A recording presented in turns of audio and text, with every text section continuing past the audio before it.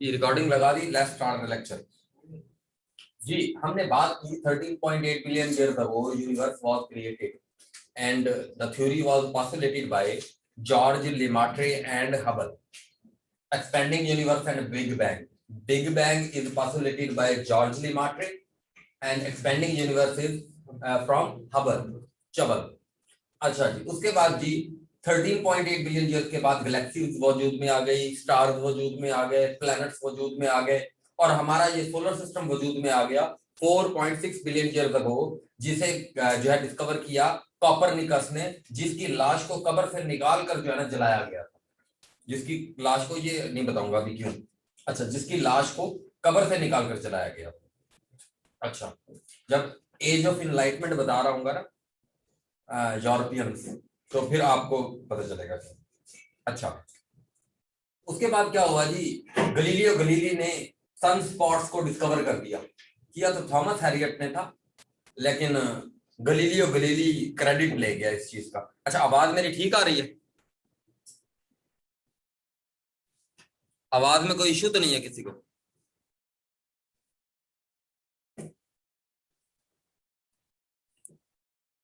Okay, ठीक हो गया। अच्छा, तो गलीलियो गलीली ने लॉ ऑफ फॉलिंग बॉडीज, और उसके बाद जो है सर आइजैक न्यूटन ने law of gravitation and all that, and ये सारा कुछ जी। अच्छा, उसके बाद क्या हुआ जी, हमारा एक सोलर सिस्टम बन गया, हमारे 8 प्लेनेट हो गए। My very energetic mother, just serves noodle, Mercury, fastest revolving या revolution, revolution wise fastest planet, revolution क्योंकि ऑर्बिट सबसे छोटा बनता था। उसके बाद वीनस उल्टा घूमता है, उल्टा घूमता है, हॉटेस्ट प्लेनेट है, मॉर्निंग स्टार है, इवनिंग स्टार है, ठीक है जी। और वीनस के बाद जो है आपका अर्थ आ गया, और अर्थ को जो है हम बहुत डिटेल में पढ़ रहे हैं। तो अर्थ आ गया, अर्थ के बाद फिर मार्स आ गया, मार्स के बाद फिर एक एस्टेरॉइड बेल्ट आई, और एस्टेरॉइड बेल्ट में आपके एस्टेरॉइड है, और उसके बाद कॉमेट्स हैं, और उसके बाद वो कॉमेट्स जो है जब वो अर्थ एटमॉस्फेयर की तरफ बढ़ने लगते हैं तो उनको हम कहते हैं मीटियोर, शूटिंग स्टार। और अगर कोई मेटेओर जो है वो अर्थ एटमॉस्फेयर में घुस जाता है तो दैट इज कॉल्ड मेटेरॉइड। और जब कोई जो है कॉमेट मेटेरॉइड बन के जब जमीन की सरफेस तक पहुंच जाता है, क्योंकि अर्थ एटमॉस्फेयर में जो हीट है, जो टेम्परेचर है, वो उस मेटेरॉइड को, ज्यादातर मेटेरॉइड को फिजा में ही खत्म कर देते हैं, एटमॉस्फेयर में ही खत्म कर देते हैं। लेकिन कोई अगर बड़ा मेटेरॉइड हो, उसका कुछ ना कुछ पार्ट आपकी जमीन पर आके गिर जाए तो दैट इज कॉल्ड मेटारॉइड, मेटारॉइड। अच्छा, फिर उसके बाद क्या हुआ जी, ये तो एस्टेरॉइड बेल्ट होगी। उसके बाद आपका अंदर वाले प्लैनेट्स को कहते हैं इनर प्लैनेट्स, और बाहर वाले प्लैनेट्स को कहते हैं आउटर प्लैनेट्स। अंदर वाले चारों छोटे हैं, लेकिन अंदर वाले चारों में सबसे बड़ा अर्थ है, अंदर वाले चारों में सबसे बड़ा अर्थ है, और बाहर वाले जो चार हैं वो अंदर वाले चारों से सबसे बड़े हैं। और उनमें सबसे पहले जो है वो सबसे ही बड़ा है, जुपिटर। जुपिटर लार्जेस्ट प्लैनेट है, सैटेलाइट सबसे ज्यादा है, गार्ड ऑफ अर्थ है, बहुत कुछ है जी जुपिटर, ठीक है जी। उसके बाद सैचरन, सैचरन के बाद आपका यूरेनस, यूरेनस के बाद आपका नेपच्यून, और फिफ्थ लार्जेस्ट प्लैनेट आपका कौन सा है जी, अर्थ। उसके बाद जी ये फिफ्थ लार्जेस्ट जो प्लैनेट है, इसके अंदर हमने देखा कि इसकी जो है ना वो शेप जो है, वो शेप तो आज अभी हमने बात करनी है। हमने देखा कि इसके अंदर रॉक्स है, और हमने देखा कौन कौन सी हैं, तो इग्नियस, सेडिमेंट्री और मेटामॉर्फिक रॉक्स। और फिर हमने देखा माउंटेन्स हैं, तो माउंटेन्स की हमने 2-3 मिसालें ली। हमने कहा कौन कौन सी हैं जी माउंटेन, हमने कहा जी माउंट एवरेस्ट है, हमने कहा जी केटू है, हमने कहा माउंट अकुनकंगुआ है, हमने कहा माउंट किलिमंजारो है, मैंने कहा जी माउंट जो है रॉकीज माउंटेन है, मैंने कहा डेनाली पीक है। कुछ इस तरह की माउंटेन पीक्स हैं। इस जो है जो माउंटेन पीक्स होती हैं वो चटियल होती हैं, यानी उनमें कोई मिनरल्स नहीं होते, रॉक्स में मैंने कहा कि मिनरल्स होते हैं। अच्छा, उसके बाद हमने कहा जमीन पे जो है रॉक्स और माउंटेन के अलावा जो है पानी भी होता है, यानी ये जो अर्थ है, अर्थ के अंदर पानी भी होता है। और पानी को हमने कहा कि सबसे बड़ी वाटर बॉडी जो है ओशंस हैं, ओशंस के बाद जो है हमारे पास रिवर्स हैं, सीज हैं, सीज के बाद हमारे पास रिवर्स हैं, रिवर्स के बाद हमारे पास लेक्स हैं, लेक्स के बाद हमारे पास जो है वाटरफॉल्स हैं, वाटरफॉल्स के बाद आपके पास जो है क्या है जी, आपकी ये इरिगेशन जो है ना नहरें। अच्छा, वाटर की भी, और 29% जो है आपका वाटर है, और 71% आपके ओशन है या वाटर है।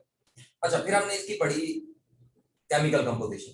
हमने कहा अर्थ क्रस्ट में 46% ऑक्सीजन है, 28% जो है सिलिकॉन है, उसके बाद हमने कहा 8.8% एल्यूमिनियम है, उसके बाद हमने कहा आयरन 5% है, उसके बाद हमने कहा कैल्शियम है, उसके बाद हमने कहा सोडियम है, उसके बाद हमने कहा मैग्नीशियम है। ठीक है जी। हमने फिर उसके बाद देखा ये इसकी अर्थ क्रस्ट की जो है केमिकल कंपोजिशन हो गई। उसके बाद हमने देखा ये क्रस्ट की है। उसके बाद हमने देखा कि जो इसकी केमिकल कंपोजिशन के बाद मैकेनिकल कंपोजिशन है उसके मुताबिक हम लिथोस्फीयर पर रहते थे। हम लिथोस्फीयर पर रहते थे और लिथोस्फीयर जो है क्रस्ट और अपर मेंटल से मिलकर बनी हुई है। उसके बाद लिथोस्फीयर के बाद हमने देखा स्थेनोस्फीयर, स्थेनोस्फीयर के बाद हमने देखा मीसोस्फीयर और मीसोस्फीयर के बाद आपकी आउटर कोर, इनर कोर ये आ जाते हैं। अच्छा, उसके बाद हमने देखा एटमॉस्फेरिक कंपोजिशन, उसकी बेसिक लेयर देखी 4 और टोटल लेयर उसकी देखी 5। और 4 जो बेसिक लेयर थी उसमें थी आपकी ट्रोपोस्फीयर, उसके बाद स्ट्रेटोस्फीयर, उसके बाद मीसोस्फीयर और उसके बाद थर्मोस्फीयर। और थर्मोस्फीयर को हमने कह दिया आयनोस्फीयर। और वैसे ओवरऑल जो 5 है उसमें आपकी आ गई लास्ट एक्सोस्फीयर। उस ट्रोपोस्फीयर की हमने फिर कंपोजिशन को देखा तो ट्रोपोस्फीयर में मोस्ट अबंडेंट जो एलिमेंट था वो नाइट्रोजन था और 78% था। उसके बाद इसके अंदर सेकंड जो एलिमेंट था वो 21% था, वो ऑक्सीजन था। और 0.9% जो था वो आपका आर्गन था। उसके बाद जो है आपका 0.04 हमने परसेंट देखा जो कि कार्बन था, जो कि ग्रीन हाउस इफेक्ट जो है वो क्रिएट कर रहा है आपकी जमीन के ऊपर।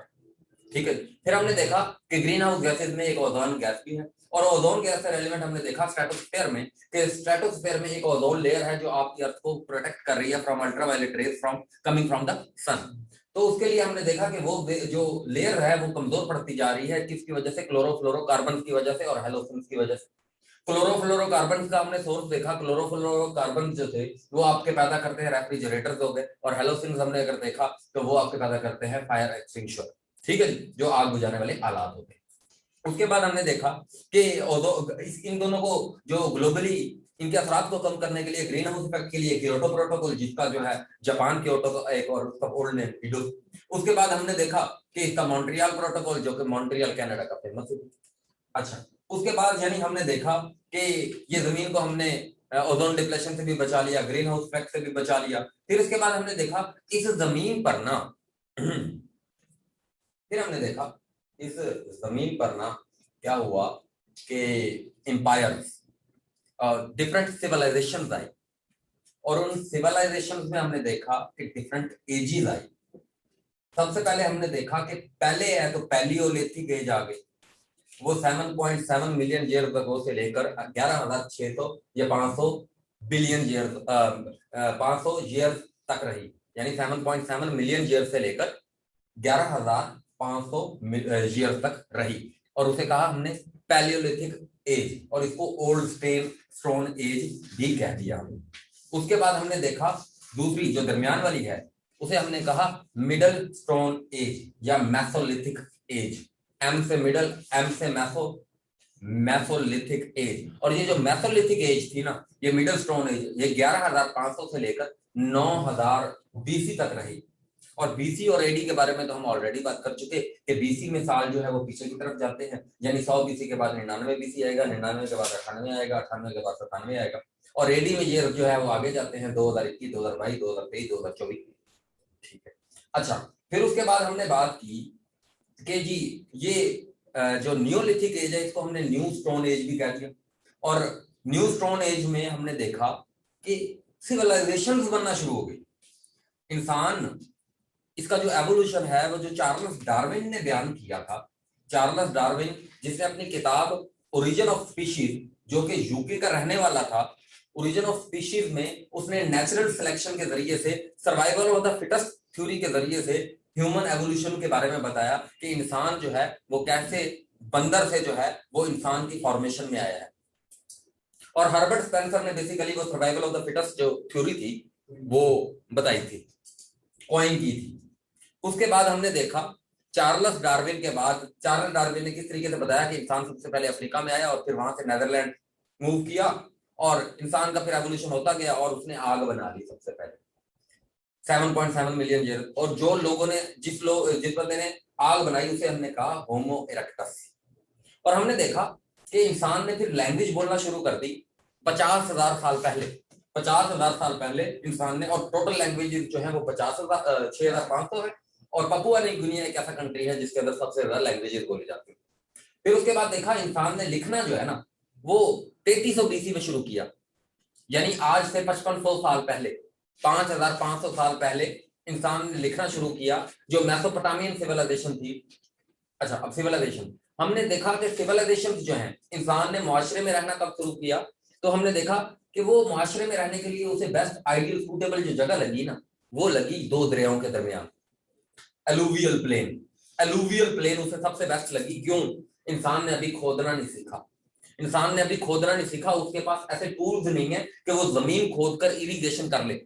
और इस वजह से क्या हुआ जी, इंसान ने दो दरियाओं के पार, क्योंकि दरियाओं के किनारे पर फसल लगाना उसे आसान है अपने अनाज खाने पीने शीने के लिए, तो उसने फिर cradle of civilization, Mesopotamian civilization, जो 9000 बीसी में पहली सिविलाइजेशन, जो यूफ्रेट्स और टिग्रस, जो यूफ्रेट्स और टिग्रस, टिग्रस और यूफ्रेट्स, ऊपर टिग्रस नीचे यूफ्रेट्स, दो दरियाओं के दरमियान बनी, लेफ्ट साइड पर यानी इराक वाली साइड पर, यानी सीरिया के वाली साइड पर, हाँ, तुर्की के बिल्कुल नीचे, तुर्की से नीचे सीरिया के राइट साइड पर क्रैडल ऑफ सिविलाइजेशन बनी। इराक में यूफ्रेट्स और टिग्रस के दरमियान, फुरात और दजला के दरमियान, जो ऊपर वाला रिवर है टिग्रस, उसमें आपके जो दो दरिया हैं वो MB, ऊपर स्पीड इंटरनेट की ज्यादा होती है। M से बन गया आपका मूसल और B से बन गया आपका बगदाद। उसके बाद हमने बात की कि नीचे वाला जो है टिग्रस, के से बन गया करबला और बी से बन गया बगदाद। उसके बाद हमने देखा ये बसरा। उसके बाद हमने देखा आगे, इससे थोड़ा सा आगे, जब वहां पर इरिगेशन थोड़ी टफ हुई, लोगों ने आगे मूव करना शुरू किया, और वो जो जहां पर ये रिवर दोनों मिलते हैं उसके बिल्कुल साथ उस जगह एक जो है ना इलाके भी हैं, उनका नाम भी लिख लें, उर्क और उर। ये क्या है? एरियाज हैं। और उर के बारे में तो पता होगा आपको, इराक सुना होगा, हजरत इब्राहिम यहां पर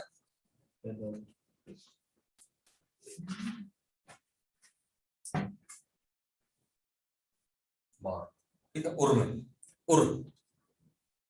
अच्छा, तो उर्ग और उर। अच्छा, उसके बाद हमने देखा कि सिविलाइजेशन में हमने देखा कि पाकिस्तान की उस टाइम पर जो सिविलाइजेशन थी, तो मेहरगढ़ सिविलाइजेशन जो 9000 BC या 8000 BC में oldest civilization in the Neolithic age, Neolithic time पर कौन सी आपकी एज आई? आपकी एज आई जी मेहरगढ़ सिविलाइजेशन, जो 1974 में डिस्कवर हुई और जरीज ने की। उसके बाद हमने देखा कि उसके ऊपर गंधारा सिविलाइजेशन थी, जो जॉन मार्शल ने डिस्कवर की 1912 में, और ये बुद्धिज्म का सेंटर था।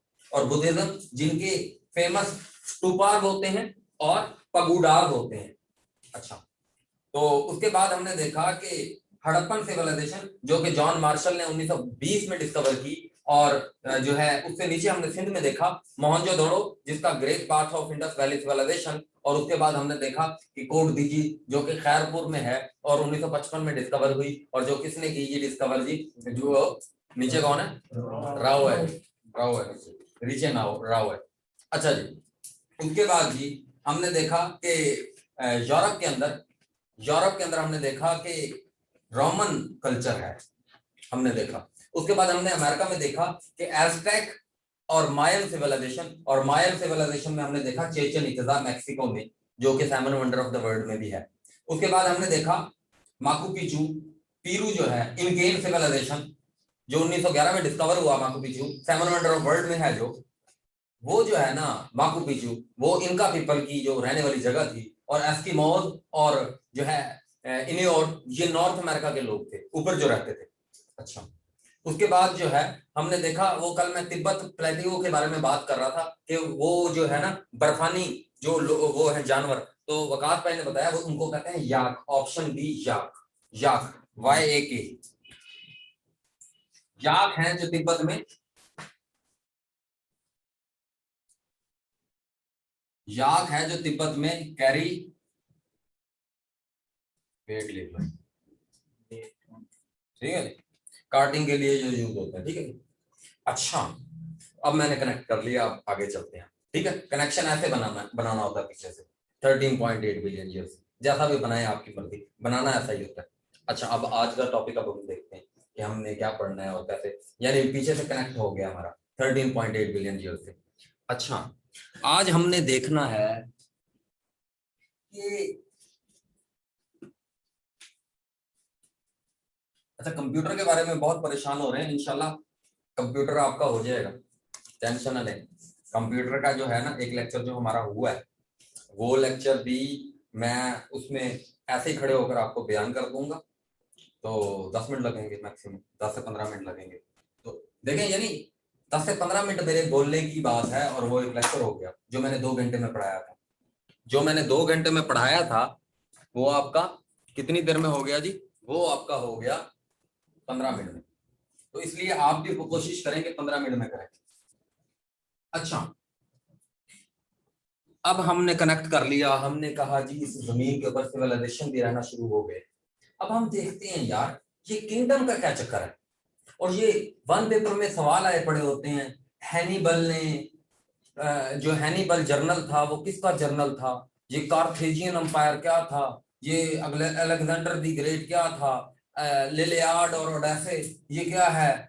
और उसके बाद जो है कार्थेजियन अंपायर क्या है? वॉलीबुलस क्या है? ऐसे रट्टे मारे हुए थे हमने, रट्टे मारे हुए थे बुक में से। जो है ना वॉलीबुलस सिटी कहाँ का है, फेज सिटी कहाँ का है, उसके बाद जो है वो आपका कार्थेज सिटी कहाँ का है, और इस तरह के यानी हमने ये जो है टिबर रिवर कहाँ का है, और इस तरीके से हमने रट्टे मारे हुए थे बहुत सारे सवालों को। तो मैं कोशिश करूंगा कि उन सब सवालों को हम क्यों ना एक कॉन्सेप्ट के जरिए से तैयार कर लें, और हमारा पूरा का पूरा जो इंसान ने अब माशरे में रहना शुरू किया है क्यों ना उसे हम किंगडम में जो है किंगडम एक बादशाह के अंडर करते हैं, क्यों ना उस इंसान को एक बादशाह के अंडर कर दें और देखें ये कैसे कैसे हुआ है। और डिफरेंट कंट्रीज में हम देखते हैं या डिफरेंट कॉन्टिनेंट्स में किस तरीके से ये मामला हुआ है। इससे पहले मैं चाहूंगा कि आप डिफरेंट कॉन्टिनेंट्स की जब मैं बात कर रहा हूं तो मैं ये चाहूंगा अपनी तसल्ली के लिए, अपनी तसल्ली के लिए कि आपको कॉन्टिनेंट्स, उनके हाईएस्ट और लोएस्ट पॉइंट और उनके नाम कम से कम पता हो। अच्छा, मैं क्योंकि कुछ बेसिक वाले बच्चे भी हमारे पास होंगे तो उनको भी ऑब्लाइज करना मेरी जिम्मेदारी है, उनको भी बताना। तो इसलिए यहां पर आपने लिखना है कॉन्टिनेंट नेम, कॉन्टिनेंट नेम, ठीक है जी, एरिया, ठीक है जी, उसके बाद आपकी पॉपुलेशन,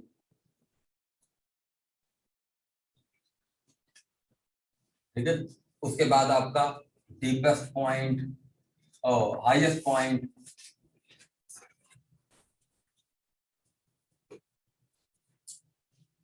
और उसके बाद लोएस्ट पॉइंट।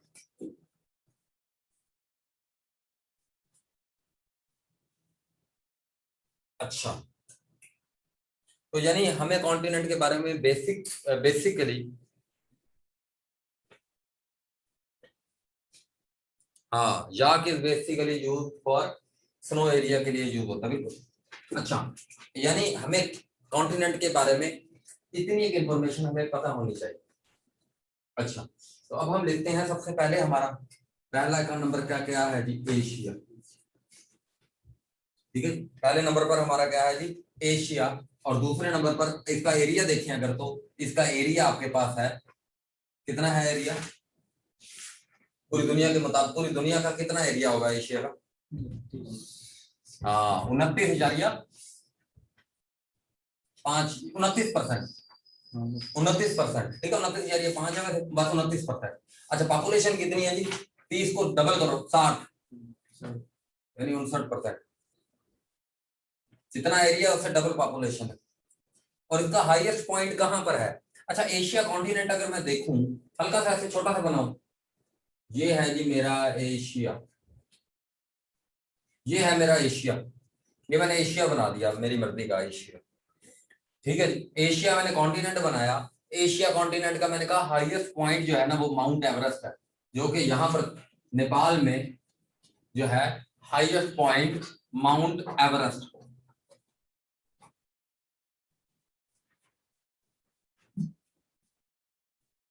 माउंट एवरेस्ट जिसकी ऊंचाई जो है वो 8,848 किलोमीटर है, और जिसे सबसे पहले सर किया है किसने?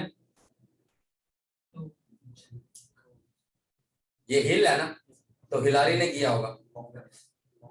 हाँ?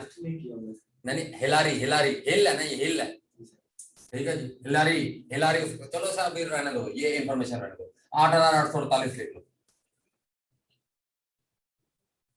और सर्दियों में 8,850। ठीक है जी, बर्फ इसकी ऊपर पड़ जाती है इसके ऊपर। अच्छा, हाईएस्ट पॉइंट हो गया। उसके बाद एशिया का लोएस्ट पॉइंट कहां पर है? एशिया का लोएस्ट पॉइंट भाईजान यहां पे करके है, इजराइल और जॉर्डन के दरमियान, इजराइल और जॉर्डन के दरमियान डेड सी। और मैंने आपको बताया हुआ है डेड सी क्या है आपकी? लेक है। डेड सी क्या है आपकी? लेक है। क्योंकि मैंने लेक्स के बारे में आपको बताया, दोबारा यहाँ पर लिख देता हूँ लेकिन मिटा दूंगा, क्या दोबारा रिमाइंड करा देता हूँ आपको। लेक दो तरह की, तीन तरह की होती है लेक। लेक हमारे पास कितनी तरह की होती है जी? एक होती है, पहले तो बेसिकली हमारे पास दो होती है, एक नेचुरल और एक आर्टिफिशियल।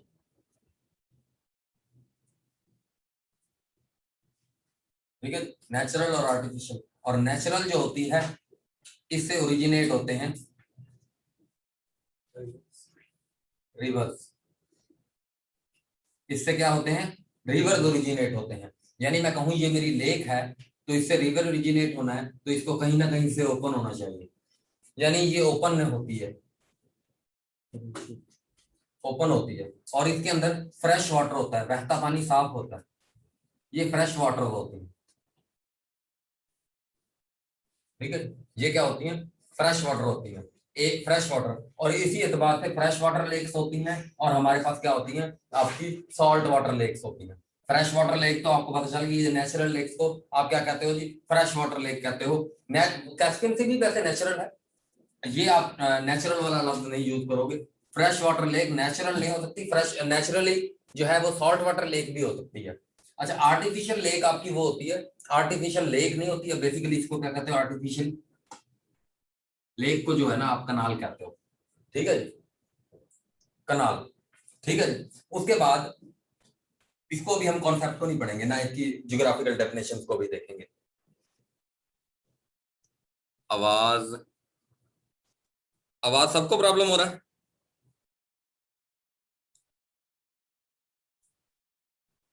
आवाज सबको प्रॉब्लम हो रहा है?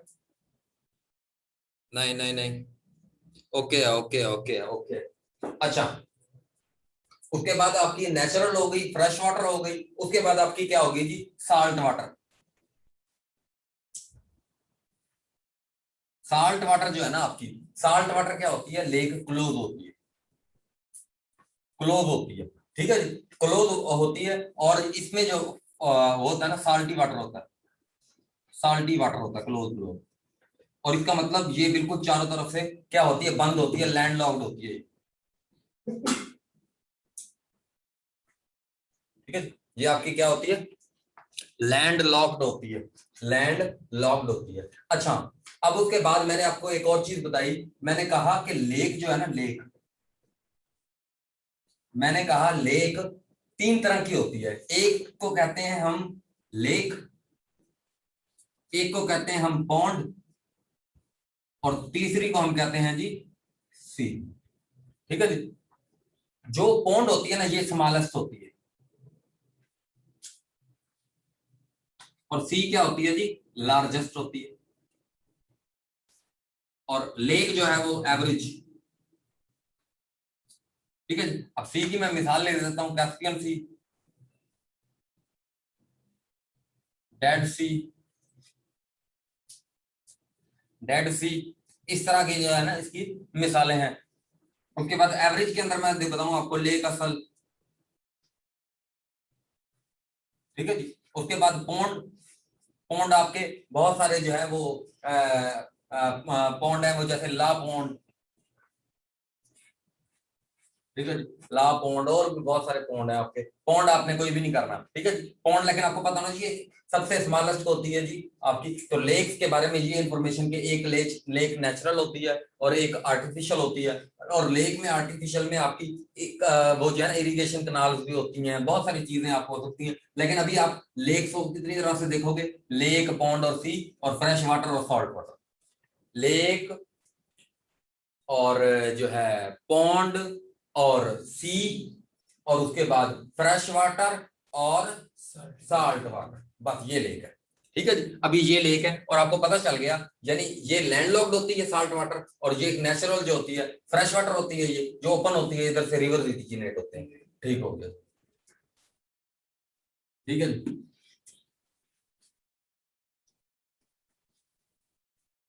अच्छा, अब हमारा टॉपिक ये है कि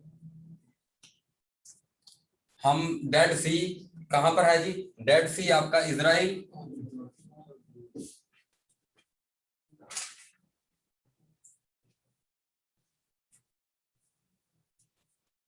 जॉर्डन, ठीक है, इनके दरमियान है, इजराइल और जॉर्डन के दरमियान। अब अच्छा जी, दूसरा आपका कॉन्टिनेंट कौन सा है जी?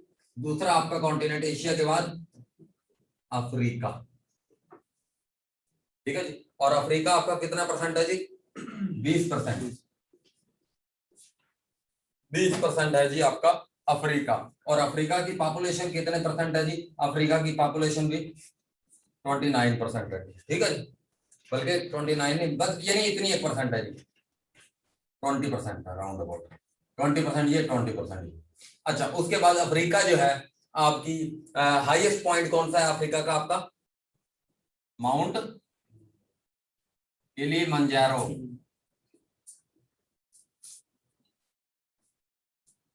तंजानिया में,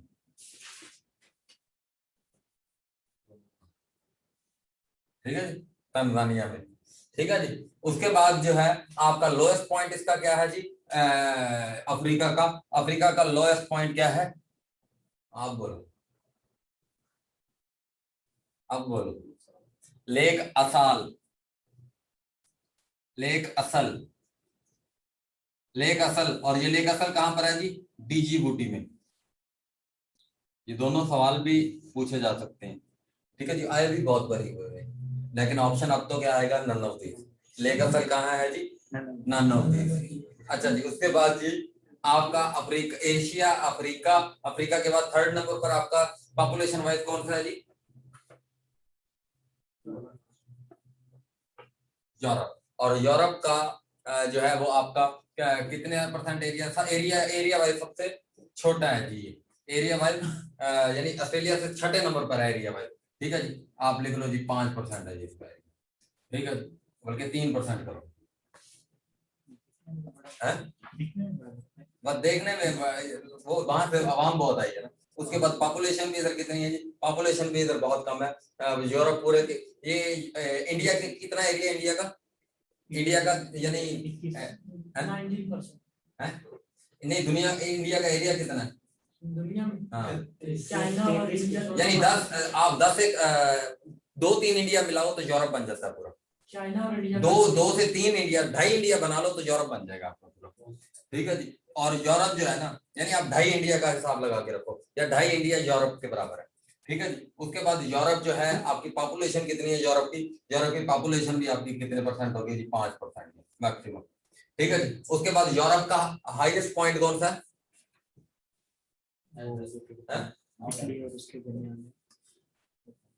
माउंट एल्बरस, माउंट एल्बरस कहां पर है जी? रशिया में। और उसके बाद आपका यूरोप का लोएस्ट पॉइंट कौन सा है? कैस्पियन सी, कैस्पियन सी। और कैस्पियन सी कहां पर है जी? तारिक, तारिक, तारिक में है जी, ठीक है जी, तारिक। अच्छा जी, उसके बाद ये मैं बाद में बातें करूंगा सारी, ठीक है जी। अभी वैसे ही कुछ कंट्रीज के नाम मैं नहीं ले रहा, जान क्यों नहीं ले रहा, कुछ बातें मैं नहीं बता रहा, मैं जान क्यों नहीं बता रहा, मैं कह रहा हूं ताकि आप तक ये कुछ पहुंचा दूं चीजें बस, क्योंकि ज्यादा बोझ ना हो आप लोगों के ऊपर, क्योंकि आज हमने कुछ और ज्यादा पढ़ना है, ठीक है, कुछ और पढ़ना है, हमारा ये टॉपिक नहीं है। लेकिन मैं ये कह रहा हूँ कि चलो आपको कॉन्टिनेंट्स के नाम और उनके थोड़े से एरिया वगैरह के बारे में पता हो, हमारा ये टॉपिक नहीं है। अच्छा जी, यूरोप के बाद आपका जो है चौथे नंबर का कौन सा है जी? अगर मैं पॉपुलेशन वाइज बात करूं, नॉर्थ अमेरिका और नॉर्थ अमेरिका में आपका जो वो एरिया है, एरिया इसका कितना है जी, एरिया के एतबार से ये तकरीबन 9% है, और उसके बाद पॉपुलेशन के एतबार से ये 4% होगा जी। यानी 30 करोड़ अमेरिका की आबादी है, यूएसए की, और कनाडा की होगी कोई 1-1.5 करोड़ होगी आबादी कनाडा की, ठीक है जी। और ये सेंट्रल अमेरिका, मैक्सिको शक्सिको, ये सारे मिल मिलाकर 1-1 करोड़ इनकी 1 करोड़ टोटल इनकी बन जाएगी, ठीक है जी। इतनी आबादी होगी जी, 50 करोड़ होगी आबादी, ठीक है जी, नॉर्थ अमेरिका में। और उसके बाद जो है आपकी जो है हाईएस्ट पॉइंट इसका नॉर्थ अमेरिका का क्या है, मैककिनली कहते हैं इसको, मैककिनली पीक।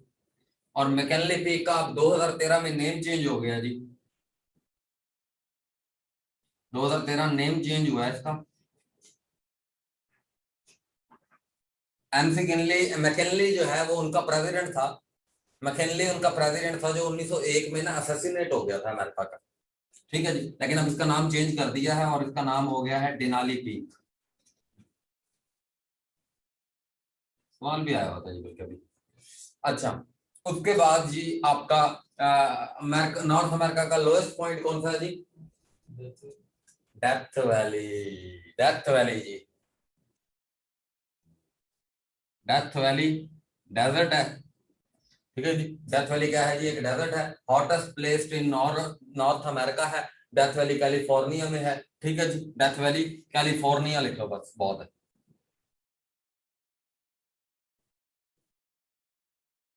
अच्छा, नॉर्थ अमेरिका के बाद आपका कौन सा आ गया जी, साउथ अमेरिका। साउथ अमेरिका का आपका कितना एरिया जी, आपका एरिया है जी 6%, और पॉपुलेशन नॉर्थ अमेरिका में कितनी होगी, पॉपुलेशन होगी आपकी जो है ना 2% होगी सिर्फ, ठीक है जी। बस ऐसे एक यानी पहले नंबर पर ये है, पॉपुलेशन वाइज मैं लिख रहा हूँ, दूसरा ये पता हो आपको, तीसरा, चौथा, पांचवा, छठा, सही लिखा है, तीसरा, चौथा, पांचवा, ऐसे पता हो। अच्छा जी, उसके बाद आपका साउथ अमेरिका का हाईएस्ट पॉइंट कौन सा है जी, माउंट अकुनकंगुआ, माउंट अकुनकंगुआ, अर्जेंटीना में। अर्जेंटीना एक साउथ अमेरिका का कंट्री है अर्जेंटीना, जिसका कैपिटल बेनोस एयर्स है। तो माउंट अकुनकंगुआ ये बेसिकली एंडस माउंटेन की हाईएस्ट पीक है। एंडस माउंटेन दुनिया की सबसे बड़ी माउंटेन रेंज है, दुनिया की सबसे बड़ी माउंटेन रेंज है एंडस माउंटेन। तो साउथ अमेरिका हो गया, माउंट अकुनकंगुआ हो गया, और इसका लोएस्ट पॉइंट कौन सा है, लगोना डेल कार्बन, लगोना डेल कार्बन, ये पॉन्ड है।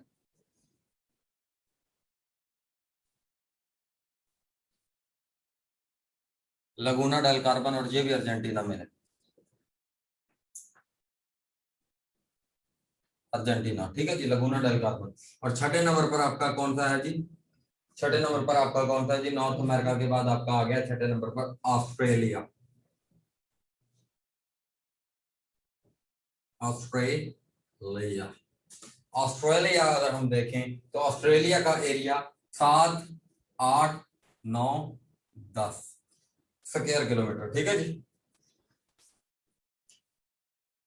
7, 8, 9, 10, और ऑस्ट्रेलिया की 1% होगी जी, ठीक है जी। ऑस्ट्रेलिया की पॉपुलेशन कितनी होगी जी, 1% होगी जी।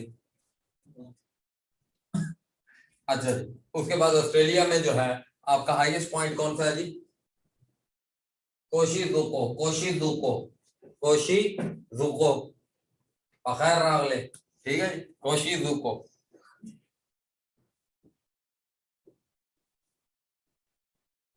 ठीक है जी।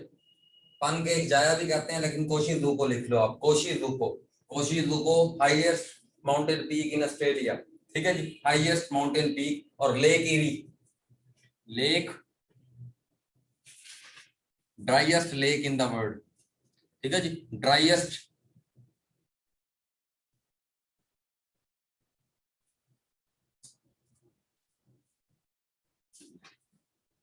Driest lake in the world. Australia के बाद आपका 7वें नंबर पर कौन सा हो गया जी? 7वें नंबर पर आपका आखिरी कॉन्टिनेंट रह गया, नहीं कुछ और भी प्रोनाउंस करते हैं लोग, अंटार्कटिका। अंटार्कटिका, अंटार्कटिका जो है, अंटार्कटिका, अंटार्कटिका, अंटार्कटिका, ठीक है, अंटार्कटिका। अंटार्कटिका जो है आपका, ये यहाँ पर कोई पॉपुलेशन नहीं है, और यहाँ पर वैसे ये एरिया के एतबार से 5वें नंबर पर आता है, एरिया के एतबार से 5वें नंबर पर आता है। हमने एरिया तो नहीं गलत कर दिया ना? हाँ ठीक है, एरिया ठीक है। यानी अब एरिया के एतबार से नॉर्थ अमेरिका कितने नंबर पर आ गया? ठीक है जी, नॉर्थ अमेरिका आ गया आपका तीसरे पर आ गया, और साउथ अमेरिका आपका कितने पर आ गया? चौथे पर आ गया। और 5वें पर आपका कौन सा आ गया जी? 5वें पर आपका आ गया अंटार्कटिका। और अंटार्कटिका को कितना एरिया देना पड़ेगा हमें? हमें 5% एरिया देना पड़ेगा। 5वें पर लाने के लिए 5% एरिया देना पड़ेगा इसको। अच्छा जी, उसके बाद इसका जो है माउंटेन पीक हाईएस्ट पॉइंट, अच्छा इसमें पॉपुलेशन 0%, कोई पॉपुलेशन नहीं है, ठीक है जी। बस कुछ ऐसे स्टेशन वगैरह, स्पेस स्टेशन अर्थ की स्टडी करने के लिए, ये तो वो डिफरेंट एटम पेश करने के लिए गए हुए हैं। विनसन मासिफ, विनसन मासिफ, ये माउंटेन पीक है, हाईएस्ट माउंटेन पीक है उधर अंटार्कटिका की, विनसन मासिफ। और इसका लोएस्ट पॉइंट क्या है जी? लोएस्ट पॉइंट इसका विनसन मासिफ, और देन से निकला हुआ यार, बस ठीक है, नहीं इंपॉर्टेंट, आ गया होगा, ठीक है जी। इसका चेक कर लेना, ठीक है जी। अंटार्कटिका का विनसन मासिफ, और इसका ऑप्शन बी है, ऑप्शन बी कह रहा हूँ, इसका पता नहीं क्या है, बेंटली सब ग्लेशियर। अच्छा वाकई प्रकाश भाई? नहीं यार आकाश भाई,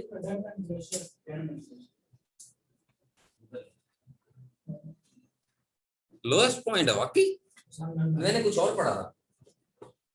अच्छा चलो, बेंटली सब ग्लाशियल, बेंटली याद कर लो खाली, Bentley, Bentley, Bentley, Bentley, Bentley, ठीक है जी। ये जी आपके 7 कॉन्टिनेंट हैं दुनिया में। अच्छा हल्की सी कोशिश करें, कैसे होंगे वैसे? अरे हल्की से मारते हैं, कोशिश करते हैं, कैसे बनते हैं देखते हैं। एशिया कैसा है ये? चलो ये मेरा जैसा बना है भाई, ठीक है जी। और अफ्रीका कैसा है? चलो जी मेरा अफ्रीका ऐसा बना है, मेरा अफ्रीका ऐसा बना है। और उसके बाद जी मेरा जो है वो यूरोप, मेरा ऐसा बना जी यूरोप, ठीक है जी। उसके बाद मेरा नॉर्थ अमेरिका ऐसा बना है, उसके बाद मेरा साउथ अमेरिका ऐसा बना है, ठीक है। आपका इससे भी बुरा बन जाए कोई इशू नहीं है, लेकिन बनाओ तो सही, कोशिश करो ऐसा, इससे भी बुरा बनाओ, और ऑस्ट्रेलिया में बना दो बोल के। ये मेरा ऑस्ट्रेलिया बन गया, ठीक है जी, ये ऑस्ट्रेलिया बन गया, बल्कि अंटार्कटिका भी बना दो, ये मेरा अंटार्कटिका बन गया, ठीक है जी। 7 डब्बे हो गए, 1 2 3 4 5 6 7 डब्बे तो बनाओ का मतलब, शुरू तो करो, हाथ चलाना शुरू करो, देखना फिर कैसे कैसे जो है वो इनकलाबात होंगे, ठीक है। तस्वीर बना लो, 7 डब्बों की तस्वीर बनाओ।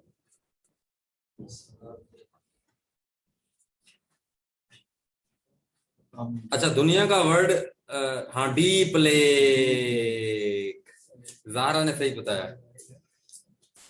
Deep lake, deep lake.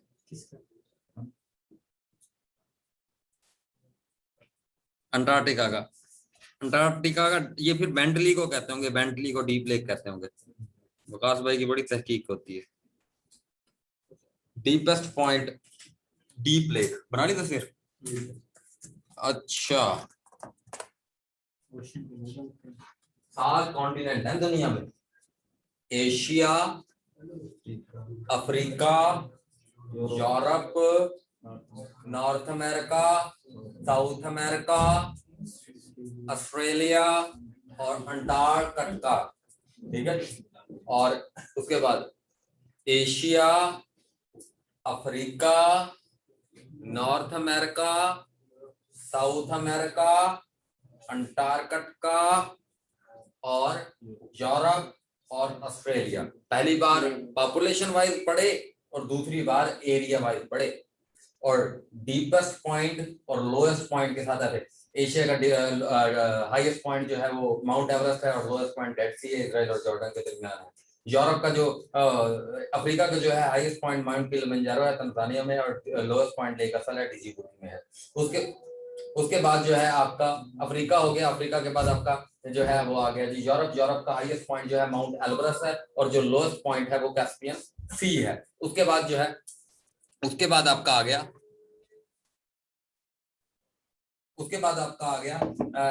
जो है कैस्पियन सी आ गया, लोएस्ट और हाईएस्ट पॉइंट हो गया यूरोप का। उसके बाद आ गया नॉर्थ अमेरिका। नॉर्थ अमेरिका का डेनाली पीक या एम्सिकनली। उसके बाद लोएस्ट पॉइंट जो है उसका डेथ वैली। और उसके बाद साउथ अमेरिका की बात करें तो साउथ अमेरिका में जो है आपका हाईएस्ट पॉइंट जो है वो आ गया जी माउंट अकोंकागुआ, और लोएस्ट पॉइंट जो है लगूना डेल कार्बन। और अगर हम यूरोप भी हो गया, नॉर्थ अमेरिका भी, साउथ अमेरिका भी हो गया। उसके बाद ऑस्ट्रेलिया में देखें तो ऑस्ट्रेलिया में कोशिदुको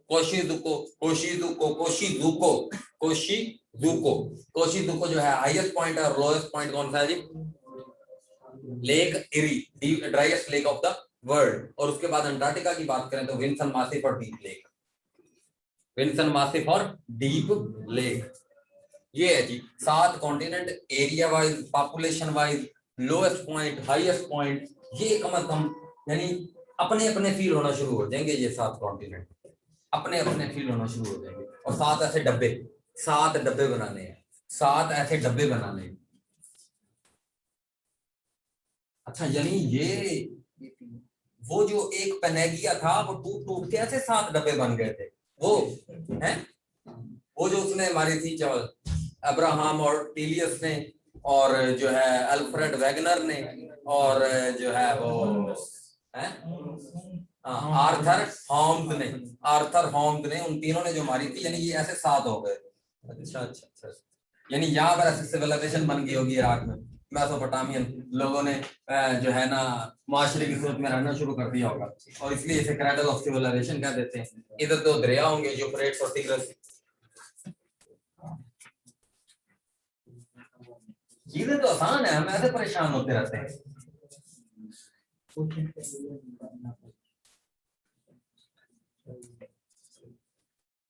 चीजें यानी आसान है।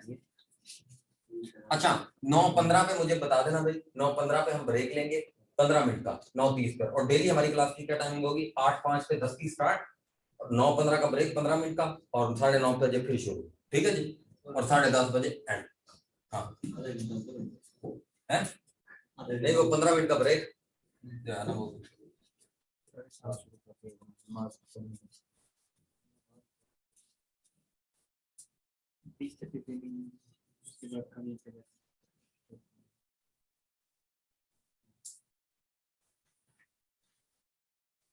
अच्छा, यानी ये 7 कॉन्टिनेंट हैं जिनमें ये सारे मामले होने हैं। अब जो पता नहीं क्या मामले होने हैं। अच्छा, ये 7 कॉन्टिनेंट हैं क्या? अच्छा, उसके बाद जी यकीन करो, मैं आप लोगों को जेन्युइनली बताऊं, आप लोगों को अल्लाह की कसम बिल्कुल जेन्युइन भाई बात कर रहा हूँ, 10-10, 12-12, 15-15 घंटे पढ़ा करो।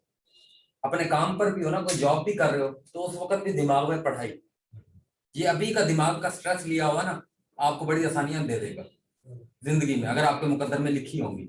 लेकिन दिमाग को अभी टेंशन दे के रखो, सारा दिन इसमें कोई ना कोई पढ़ाई की बातें घुसाते रहो।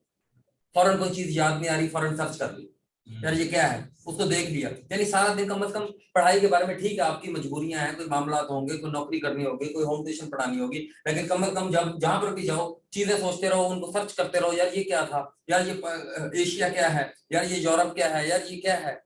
चीजों को देखते रहो, चीजों के साथ कनेक्ट रहो। कम से कम अपना कनेक्शन तो एस्टेब्लिश करने की कोशिश करो ना इस दुनिया के साथ, कम से कम। तो फिर ही जो है ना, अभी का जो स्ट्रेस लिया हुआ 4-5 महीने 6 महीने में, फिर आपको कहीं ना कहीं देखना लेकर जाएगा इंशाल्लाह। ठीक है, अल्लाह ताला के फजल से, मेहनत से ही होता है सब कुछ। मेहनत करें। देखिए मेरे जैसा चावल भी देखो, अल्हम्दुलिल्लाह आज कितने सारे लोग पढ़ते हैं। मैंने कभी सोचा भी नहीं था, मैं नालायक तरीन स्टूडेंट रहा हूँ पूरे अपने करियर में। मैंने कभी सोचा भी नहीं था मैं जो है ना पढ़ाऊंगा और ये इतने सारे बच्चे हो जाएंगे। यानी मैं तो अपने लिए सक्सेस स्टोरी हूँ खुद ही, ठीक है जी। यानी ठीक है 20-25 हजार की नौकरी ढूंढने निकला था, ठीक है जी, 2-2.5 लाख 3 लाख अर्न कर लेता हूँ। देखो यही बात है ना, कहीं इंसान जो है कुछ कोई चीज भी जो है ना वो पॉसिबल होती है, ठीक है। मैंने कभी सोचा भी नहीं था कि मेरे ऊपर सारी जिम्मेदारी आएंगी, मैंने तो पैसा बर्बाद करने वाला बंदा था शुरू से, कभी सोचा ही तो 1 रुपया नहीं कमाया था जिंदगी में खुद से, बस अब्बू जो है ना वो कर रहे थे, अब्बू का कारोबार, अब्बू का सब कुछ। तो अपने ऊपर बोझ लें, फिर जब स्ट्रेस लिया ना तो ऐसा स्ट्रेस लिया कि बस फिर अभी तक स्ट्रेस है। अब आप लोगों का भी साथ लेता हूँ, आप लोगों को भी अपना लेना चाहिए कि यार ये चलो मेरे साथ जुड़े हुए हैं, इनके भी हालात उसी तरह के होंगे। अगर हालात नहीं होंगे तो इनके वालिदैन की उम्मीदें तो इनके साथ वैसी होंगी ना जैसे मेरे वालिद की थी। तो यही इसीलिए मैं बात करता हूँ कि आप लोग भी अपना एहसास करें और अपने करियर में कब तक जलील होते रहेंगे माशरे में। माशरा बहुत जो है ना वो खा जाता है इंसान को, बातें सुना सुना के मार देता है। सही बात है, मैं आपको जानन बता रहा हूँ, इंसान माशरा जो है ना बहुत घटिया चीज है। तो इस माशरे से अगर बचना है, इसकी बातों से बचना है ना, तो उसका एक ही तरीका है कि 1-2 साल के लिए अजनबी हो जाओ, इस माशरे को भूल जाओ और सिर्फ इस चीज के पीछे पड़ जाओ।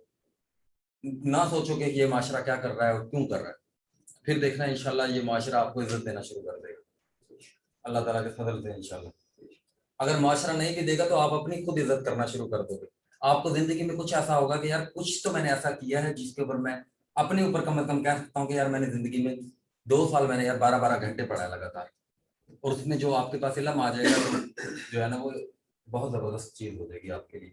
ठीक है, तो टाइम तो नहीं हुआ हमारा, कुछ 20 मिनट रहते हैं, अगर पढ़ लेंगे।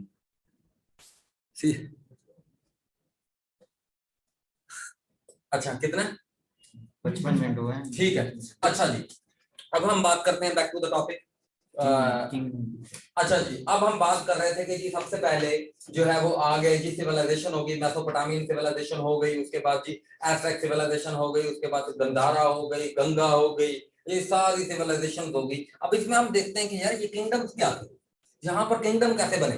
तो हम हर कॉन्टिनेंट को देखेंगे। पहले सबसे पहले हम देखते हैं जो है ईरान को, जो पर्शिया, और एक तरफ हम लिख लेते हैं एशिया, ठीक है जी, दोबारा, और इस तरफ जो है आपका लिख लेते हैं जी एशिया के बाद अफ्रीका, ठीक है जी, अफ्रीका के बाद आपका लिख लेते हैं यूरोप, ठीक है। तो ये 3 ही कॉन्टिनेंट रहे हैं।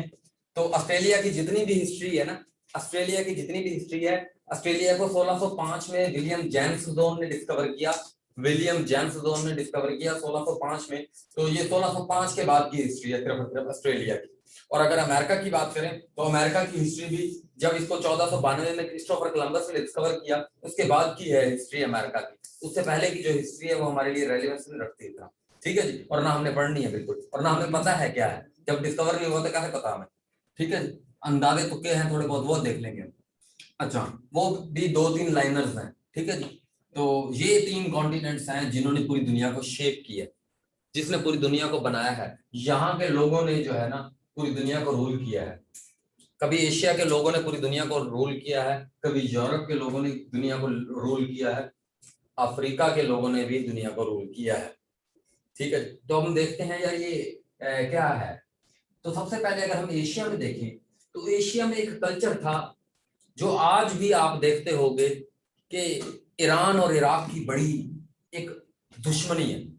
आजकल को छोड़ दो, ये जब से नूरल मालिकी आया है या जो ये आपका आया है, जो जब वहां इराक में आपको पता है शिया जो है वो मिनॉरिटी में है और सुन्नी जो है वो मेजॉरिटी में है, लेकिन वहां पर जो गवर्नमेंट है जो अमेरिका ने स्टैब्लिश की है वो शिया गवर्नमेंट है, और इसलिए वो शिया गवर्नमेंट जो है वो ईरान के साथ ठीक है उनका। अब वरना अगर आप एंशंट टाइम में देखो तो ये ईरान की और इराक की जो राइवलरी है वो बड़ी पुरानी है। ईरान का पुराना नाम फारिस है, ठीक है, फारिस, पर्शिया,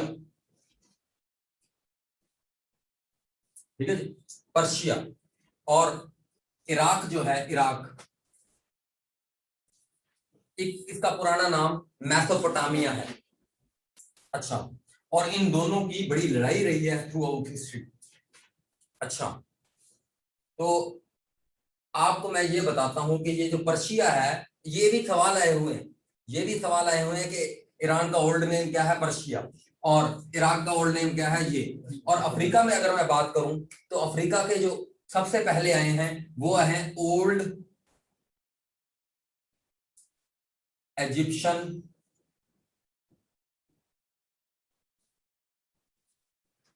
किंगडम। अच्छा, और अगर इजिप्ट में आपने सुना होगा, मैंने आपको बताया भी था कि नाइल रिवर दुनिया का सबसे बड़ा रिवर है। इस नाइल रिवर के किनारे जो सिविलाइजेशन थी उसे क्या कहते थे, इजिप्शियन सिविलाइजेशन। तो इजिप्ट अफ्रीका के अंदर भी सिविलाइजेशन थी, और वो कौन सी थी जी, इजिप्शियन सिविलाइजेशन। तो इजिप्शियन सिविलाइजेशन में ओल्ड इजिप्शियन किंगडम। अच्छा, इस पर्शिया के अंदर एक पर्शिया के अंदर रूलर आया जिसका नाम था, एक एम्पायर आई जिसका नाम था असीरियन अंपायर। अब यानी वो जो मेसोपोटामिया थी, उसके बाद यहाँ पर किंगडम जो इंपॉर्टेंट है, जब एक पावरफुल किंगडम, देखो मैं आपको बताऊं हिस्ट्री क्या है। हिस्ट्री वो है जो मशहूर लोगों ने लिखी है, हिस्ट्री फातेह लोगों ने लिखी है। हिस्ट्री जो है वो, हिस्ट्री है क्या, हिस्ट्री हिस्टोरियन ने देखा है कि यार ये हिस्ट्री में एक वाक्य लिखना बड़ा जरूरी है, और हिस्टोरियन इस मामले में बड़े ज्यादा बेचारे कंफ्यूज रहे हैं। क्या बादशाह का पानी पीना हिस्ट्री है? कोई आम सा बंदा अपने घर में नॉर्मल जिंदगी गुजार रहा है, क्या ये हिस्ट्री है? तो हिस्टोरियन का बड़ा जो है वो इख्तलाफ रहा है थ्रू आउट हिस्ट्री कि हिस्ट्री है क्या, कौन सी हिस्ट्री लिखनी चाहिए। और पीपीएससी में भी, अब फॉर एग्जाम्पल या कोई भी कंपेटिटिव एग्जाम दे रहे हो तो एग्जामिनर के भी सामने सवाल होता होगा कि यार मैं कौन सा सवाल दूं जिससे बच्चे की एनालिटिकल स्किल्स, उसकी क्रिटिकल स्किल्स, उसकी एडमिनिस्ट्रेटिव स्किल बाहर निकल कर आए। वो इस सवाल में क्या शामिल कर दे, वो इस स्पेसिफिक इवेंट में मुझे क्या बता दे कि मुझे वो अट्रैक्ट कर ले और मैं उसको रख लूं।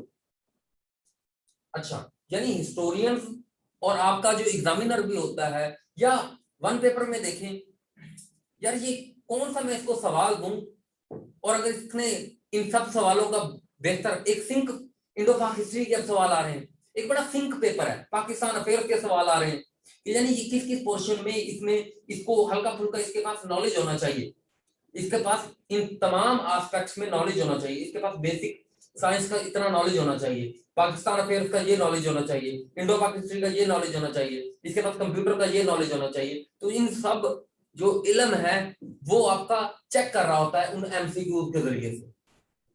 तो हिस्ट्री में ये बहुत ही मुतनाज़ा चीज है कि क्या लिखा जाए। तो हिस्ट्री हमेशा आपने देखना है कि वो लिखेंगे जो मशहूर हैं और जिन्होंने बड़ी खून रेतियां की।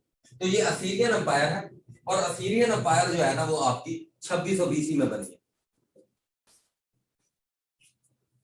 अच्छा, और ये ईरानियन अंपायर है, ठीक है जी, ईरानियन। अच्छा, इस ईरानियन अंपायर के बाद, असीरियन अंपायर के बाद आपकी एक अंपायर है बेबीलोनियन अंपायर।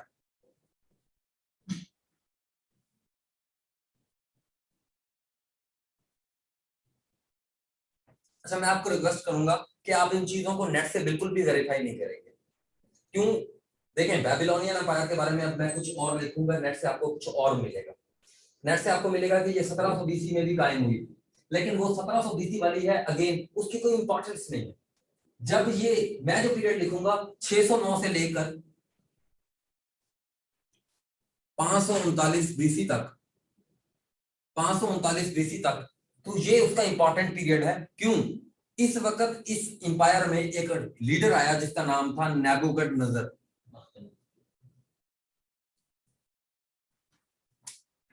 और नेबुकदनेस्सर ने क्या किया, नेबुकदनेस्सर सेकंड, बख्तनसर भी कहते हैं इसको, इस बख्तनसर ने फर्स्ट टेंपल को,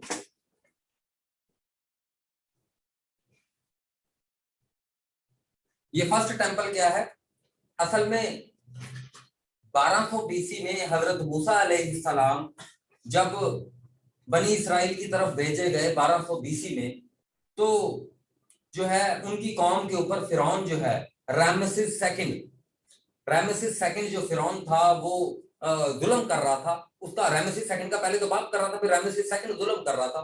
तो अल्लाह ताला ने उनसे कहा, अल्लाह ताला ने कहा कि उसके बाप को, रामेसेस सेकंड के बाप को जाकर बताओ, और 7 मौजूदे 9 मौजूदे दिए हजरत मूसा को, लेकिन वो नहीं माना। और इवेंचुअली फिर क्या हुआ, हजरत मूसा अपनी कौम को जो है वो रेड सी से होते हुए सिनाई पेनिनसुला की तरफ ला रहे थे, लेकिन दरमियान में लाल समंदर था। लाल समंदर की वजह से, ठीक है जी, रेड सी की वजह से वो पार नहीं कर सकते थे, तो अपना आसा मारा और 12 दरवाजे, 12 रास्ते खुल गए, क्योंकि 12 कबीले थे हजरत मूसा की कौम के, तो 12 रास्ते बना दिए गए, अल्लाह ताला ने उन्हें उनके 12 रास्ते बना दिए, और वो किधर आ गए जी, वो सिनाई पेनिनसुला में आ गए। उसके बाद अल्लाह ताला ने उन्हें कहा कि जाओ, और ये जो यरूशलेम है, आज आज जो इसराइल और फलस्तीन है, अल्लाह ताला ने उन्हें कहा कि इसके उसके ऊपर जो है ना, जो लोग हैं जो इस वक्त हुकूमत कर रहे हैं, उनके साथ जाकर जंग लड़ो और इसको फतह कर लो। उन्होंने कहा कि अल्लाह को कहो, खुद आके लड़ ले, ठीक है जी। और उन्हें एक चीख ने आ घेरा, फिर उन्हें जो है मौत आ गई, और फिर अल्लाह ताला ने इनको उठा दिया, और फिर वो 40 साल उस सहरा में फिरते रहे। उस सहरा में वो 40 साल ना वो लोग फिरते रहे। फिर उसके बाद हजरत मूसा की भी वफात हो गई, ठीक है जी, हजरत मूसा जो है वफात हो गई, और फिर हजरत मूसा और हजरत हारून जो दोनों थे, उनकी वफात हो गई। फिर उसके बाद क्या हुआ, हजरत मूसा के बाद उनकी कौम, उन्होंने कहा फिर कि भाई उनकी जो नई नस्ल आई 1000 एडी 1000 बीसी में, उनकी जो नई नस्ल आई ना, उस नई नस्ल ने कहा, अल्लाह ताला अब हम अपने बाप दादों वाली हरकतें नहीं करेंगे, हम लड़ना चाहते हैं, तो बस हमें ना एक कोई लीडर दे दे जिसकी क़यादत में हम ना लड़ सकें। तो अल्लाह ताला ने उन्हें, कुरान में भी है, तालूत, हजरत तालूत अलैहिस्सलाम की शक्ल में उनको लीडर दिया, तो उन्होंने उसमें से खामियां निकालना शुरू कर दी कि ये तो अमीर नहीं है, ये तो ये है, ये तो वो, हालांकि बड़े लंबे कद के। तो अल्लाह पाक ने उनकी निशानी के तौर पर उनको एक संदूक अता किया हजरत तालूत अलैहिस्सलाम को, और वो तालूत अलैहिस्सलाम जब संदूक लेकर गए, तो वो संदूक जब यहूदियों के सामने पेश किया गया, तो उन्होंने कहा कि हाँ भाई, वाकई ही ये जो है हमारा कमानदार है। उसके बाद तालूत के साथ मिलकर उन यहूदियों ने जो है जालूत की फौजों से, क्योंकि उस वक्त यरूशलेम में कौन हुकूमत कर रहा था, जालूत, तो जालूत की फौजों के साथ लड़ाई की और उसे हरा दिया, ठीक है। और इवेंचुअली फिर जो जालूत जो किंग था वहां का, उसे हजरत दाऊद अलैहिस्सलाम का भी नजूल हुआ 1001 बीसी में, और हजरत दाऊद ने आकर उनको कत्ल कर दिया, जालूत को। अच्छा, तो फिर क्या हुआ जी, हजरत दाऊद जो है वो पहले नबी हैं जिन्होंने आयरन को डिस्कवर किया, आयरन को, ठीक है जी, और लोहे को उन्होंने जो है ना उससे हथियार बनाने के लिए पहले लोहे के ऊपर दस्तरस अल्लाह ताला ने दे दी, लोहे को किसी की तरह से मोल्ड कर लेते थे हजरत दाऊद अलैहिस्सलाम। तो हजरत दाऊद के बेटे थे हजरत सलेमान। तो हजरत सलेमान ने 957 में बनाई थी ये फर्स्ट टेंपल,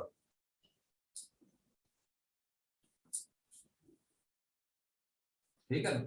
तो 957 बीसी में ये बनाई थी फर्स्ट टेंपल, ठीक है जी, 957 बीसी में, जिसको इस बख्त नसर ने पहली बार जो है वो डिस्ट्रॉय कर दिया, ठीक है, याद रहेगी ना ये स्टोरी, ठीक। अच्छा, तो फर्स्ट टेंपल जो हजरत सलमान ने 957 बीसी में बनाई थी, उसे बख्त नसर ने 586 बीसी में क्या कर दिया जी, डिस्ट्रॉय कर दिया। अच्छा, लेकिन फिर नेबुकदनेस्सर के बाद यहां पर एक ईरानियन नस्ल का एक लीडर आया, जिसे आप भी नाम आपने सुना होगा, और उन्होंने यहाँ पर एम्पायर, ये बेबीलोनियन एम्पायर को खत्म कर दिया और एक नई एम्पायर बनाई, और जिसका नाम था एक्मेनीड एम्पायर, एक्मेनीड एम्पायर। 539 में इसकी बुनियाद रखी उन्होंने, 539 से लेकर वो 539 बीसी से लेकर वो रहे 247 बीसी तक, ओ सॉरी 330 बीसी तक, 330 बीसी तक, सॉरी 330 बीसी तक, हाँ, एक्मेनीड एम्पायर। और इसका जो फाउंडर था ना, उनके बारे में कहते हैं कि ये था साइरस द ग्रेट, जिनके बारे में कहा जाता है कि ये हजरत जुल्करनैन है शायद।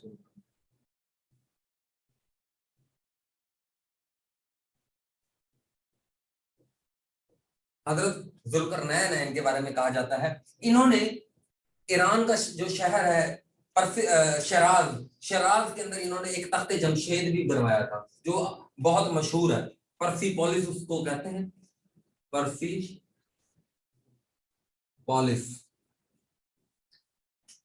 यानी ये हैं फाउंडेशंस जहां से इराक की और ईरान की रेवलरी निकल रही है। यानी ये जो ईरानियन लीडर हैं साइरस द ग्रेट, ये बख्त नसर का बिल्कुल उल्ट है। वो कितना यानी जालिम और कितना जाबिर। और ये जो है इन्होंने क्या किया, हजरत जुल्करनैन अलैहिस्सलाम ने वो जो फर्स्ट टेंपल इसके अबाउ इजाद ने तोड़ी थी साइरस द ग्रेट के, उन्होंने उसको पैसे दिए और फर्स्ट टेंपल दोबारा तामीर करवाया। हजरत सलेमान हजरत जुल्करनैन अलैहिस्सलाम या Cyrus the great, sorry Cyrus the great ने पैसे दिए और फर्स्ट टेंपल को दोबारा बनवाया। ठीक है। और हजरत जुल्करनैन पर्सिपोलिस कहते हैं तख्त जमशेद को।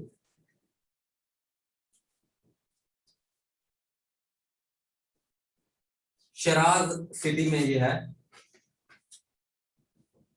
अच्छा, शराज सिटी में है ये। उसके बाद जी ये एक्मेनीड अंपायर आ गई है और ये बेबीलोनियन अंपायर जो है, और इसीलिए आपको कहते हैं, आपने सुना होगा बाबल की तहजीब। बाबल, बाबल कुरान मजीद में भी है कि वो हारूत और मारूत, हारूत और मारूत को वो बाबल के शहर गए। इराक का पुराना नाम बाबल भी है। इराक का में नाम लिख देते हैं, मतलब मेसोपोटामिया,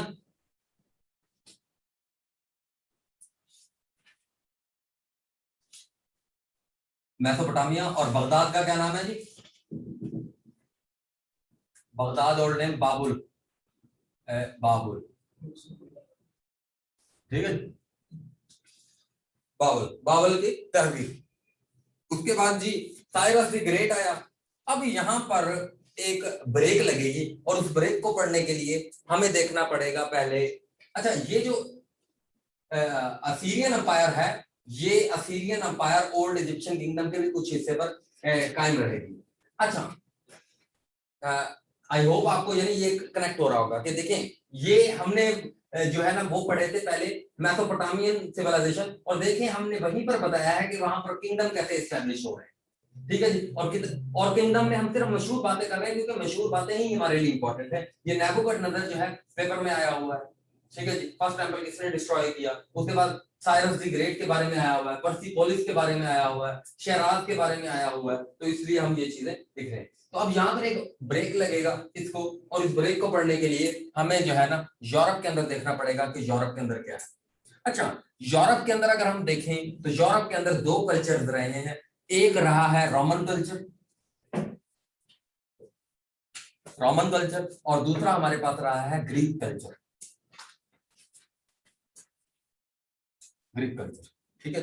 और रोमन कल्चर में अगर हम देखें तो यहां पर इनके जो रोमन एम्पायर थे उनका नाम था सैचरन, जुपिटर, ठीक है जी, नेपच्यून, मार्स, वीनस, इस तरह के इनके ये सारे के सारे प्लैनेट इन्हीं रोमन मैथोलॉजी से निकले हैं। ठीक है जी। और इनका क्या नाम था? Juice, juice, juice. ठीक है जी। और रोमन और ग्रीक ये कल्चर्स को रिप्रेजेंट करते थे। और ये कब की बात है? ये तकरीबन बात है 1200 बीसी, 1300 बीसी की। यहां पर उस वक्त क्या था ये, यानी इनका अब, क्योंकि आपको पता है राइटिंग्स कब आई है, राइटिंग्स आई हैं आज से 5500 साल पहले। तो आज से जो है वो एक उनके जो रिलीजियस स्क्रिप्चर्स हैं, जो उनकी जो मामलात हैं, उधर से ही ये बातें जो है वेरीफाई की जा रही हैं। और ये इस तरह की बातें हैं, या वो खुद जो बताते हैं तो वो उससे ये आइडिया लिए जाते हैं, वरना कोई ये इनके रिटर्न रिकॉर्ड मौजूद नहीं है। अच्छा, लेकिन ये पीपीएससी में ज्यूस आया हुआ है कि ज्यूस कहाँ का है, तो फिर वो हमें याद करना होगा। तो ग्रीक, और इधर अगर हम ग्रीक कल्चर में देखें तो दो ट्राइब से, यहाँ के दो ट्राइब से, एक एथेंस और दूसरा था स्पार्टा। ग्रीक थे जी, ग्रीक थे। हाँ ग्रीक, एथेंस और स्पार्टा, और ये दोनों जो है ना वॉरियर ट्राइब्स हैं।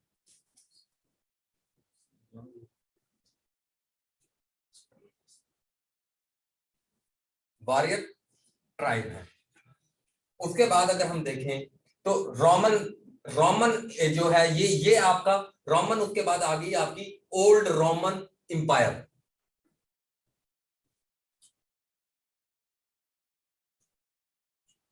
ओल्ड रोमन किंगडम, ये ओल्ड रोमन किंगडम आपका 753 से लेकर 509 बीसी तक रहा है। 753, और इसे इस्टेब्लिश किसने किया है? रोमुलस ने। रोमुलस ने इस्टेब्लिश किया है, ठीक है जी। 753 बीसी से 509 बीसी। अब 509 बीसी में क्या हुआ है आपका? 509 बीसी में ये रोमन जो इंपायर, रोमन किंगडम था, इसको कन्वर्ट कर दिया गया 509 बीसी में लुकियास के जरिए से रोमन रिपब्लिक में। अच्छा, मैं आपको 10 सेकंड का टाइम देता हूं, आप इनको सारों को रीड देखिए, दोबारा कनेक्ट करता हूं। मैसोपोटामियन सिविलाइजेशन की किंगडम देख रहे हैं सिर्फ, ये नाम मुझे पता है नए नए होंगे आपके सामने, लेकिन देखें हिस्ट्री की एक अंडरस्टैंडिंग अगर आपने बनानी है तो चीजों को ऐसे लेकर चले कि यार ये कैसे कैसे ऐसे ऐसे हो रहा है। यानी सिविलाइजेशन आई, अब उसमें राजे आ गए, महाराजे आ गए, किंग्स आ गए हैं। 9:15 हो गए, 15 मिनट का ब्रेक, 15 मिनट का ब्रेक।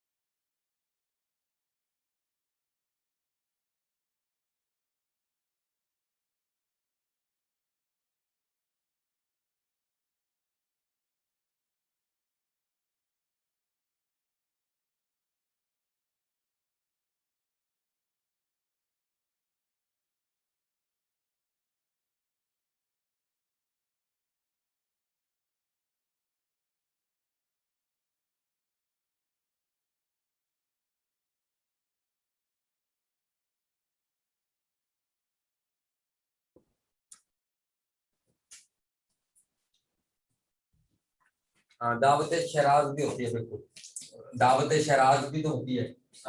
सादा खाना और बेतकल्फी, ऑप्शन बी और सी, लेकिन आप आएगा नन ऑफ दिस।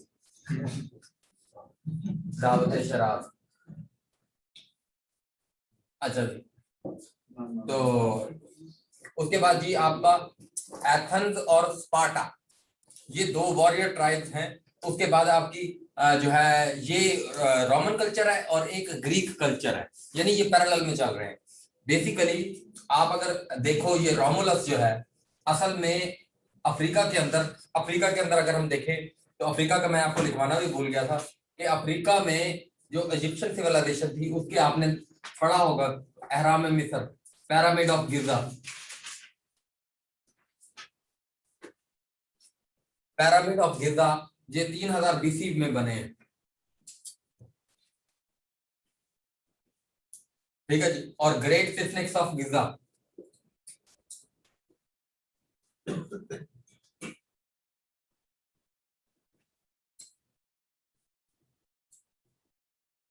और ये गिजा जो है ना, गिजा ये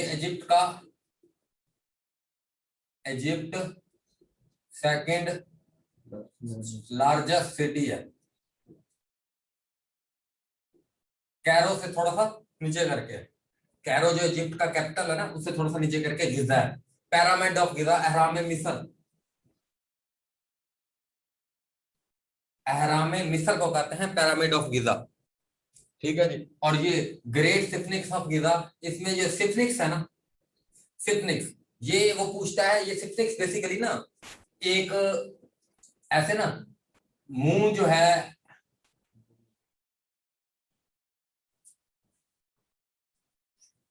मुंह ऐसे बिल्ली का है और मुंह इंसान का है और धड़ ऐसे जानवर का है। मुंह जानवर का है और धड़ जो है किसका है जी? हाँ, यानी ये धड़ जो है ना, इसका धड़ वो है जानवर जैसा, धड़ जानवर जैसा, मुंह ऐसा जो है इंसान जैसा, और धड़ जो है वो कैसा है जी? इसका धड़ इसका वो है जानवरों जैसा। और किस जानवर से रिलेटेड है इसका धड़? कैट फैमिली से है ये। सिफनिक्स एक वो है जानवर है, सिफनिक्स कैट फैमिली से बिलोंग करता है ये, ठीक है जी। कैट फैमिली में जैसे डिफरेंट टाइप की कैट्स होती है ना, तो सिफनिक्स भी एक कैट की टाइप है, कैट फैमिली से। अच्छा, ग्रेट सिफनिक्स ऑफ गिजा, ठीक है जी। पिरामिड ऑफ गिजा ये किसने बनाया है? ये इजिप्शियन सिविलाइजेशन में बनाया है। आज भी हैरान है कि इतनी परफेक्शन के साथ कैसे बना दिया यार ये ग्रेट स्फिंक्स ऑफ गिजा और पिरामिड ऑफ गिजा। पिरामिड वो होते हैं ना, ये ऐसे पिरामिड ऑफ गिजा जो है, ऐसे पिरामिड ऑफ गिजा है, और फिर जो है उसके बाद ग्रेट स्फिंक्स है। ठीक है जी। और ये क्या है जी, आपके जो एंशिएंट वंडर ऑफ वर्ल्ड है ना, उनमें से ये एक वाहिद वंडर ऑफ वर्ल्ड है जो आज तक कायम है। बाकी 6 वंडर ऑफ वर्ल्ड जैसे लाइट हाउस ऑफ अलेक्जेंड्रिया, जैसे आपका वो हैंगिंग गार्डन ऑफ बेबीलोन, ठीक है जी, वो हैंगिंग गार्डन ऑफ बेबीलोन, बाबल का जो वो था हैंगिंग गार्डन, वो भी आज नामो निशान नहीं रहा उसका कोई नामो निशान नहीं है। इसी तरीके से light house of Alexandria, Egypt के अंदर एक लाइट हाउस बनाया गया था, उसका भी आज कोई निशान नहीं है। लेकिन ये वाहिद, यानी दुनिया में ना 7 एंशिएंट वंडर ऑफ वर्ल्ड है, पुराने वंडर ऑफ वर्ल्ड हैं, और 7 नए मॉडर्न वंडर ऑफ वर्ल्ड है। वंडर ऑफ वर्ल्ड ऐसी चीजें जिन्होंने इंसान को हैरत में डाल दिया कि यार ये कैसे हुए होंगे। जैसे Taj Mahal modern wonder of world में से एक है, ठीक है जी। उसके बाद चेचन इत्जा आपका जो है मॉडर्न वंडर ऑफ वर्ल्ड में से है। माकू पिचू आपका मॉडर्न वंडर ऑफ वर्ल्ड में से है, ठीक है जी। तो इनके लिए जो है ना वोटिंग हुई थी, 2000 में स्टार्ट हुई थी, 2001 में स्टार्ट हुई थी, और 7 साल वोटिंग होती रही थी कि डिफरेंट बिल्डिंग्स के बारे में वोट करो कि किसको हम कहें। तो ताजमहल को इंडिया में चुना गया था, और उसके बाद चेचन इत्जा को चुना गया था, उसके बाद माकू पिचू को चुना गया था, उसके बाद पेट्रा जॉर्डन में, पेट्रा है जॉर्डन में, उसको चुना गया था। तो ये एंशिएंट वंडर दो, और तो एहराम मिस्र एक वाहिद एंशिएंट वंडर ऑफ वर्ल्ड में से एक वाहिद है। वो जो पुराने 7 थे ना, उनमें से वाहिद ये बचा हुआ है, तो आज भी कायम है। नहीं, ऊपर वाला पार्ट इसका जो है ना वो थोड़ा सा डैमेज हुआ है, बाकी ये है सही मौजूद है। क्योंकि कब बने हैं ये 3000 बीसी में, आज से तकरीबन 5100 साल पहले, 5100 साल पहले आज से, ठीक है। तो ग्रेट स्फिंक्स ऑफ गिजा भी हो गया, उसके बाद ये भी हो गया। अब यहाँ पर अगर हम देखें तो ये तो हमने सिविलाइजेशन की बात कर ली, इस सिविलाइजेशन ने ये 2 काम किए। अगर यहाँ पर किंगडम की बात करें तो ओल्ड इजिप्शियन किंगडम कब स्टैब्लिश हुआ है जी? 2600 बीसी में, ठीक है। 2600 बीसी में आपका कौन हुआ है जी? Old Egyptian kingdom. अब इस ओल्ड इजिप्शियन किंगडम के बाद यहां पर आया एक Carthaginian empire, Carthaginian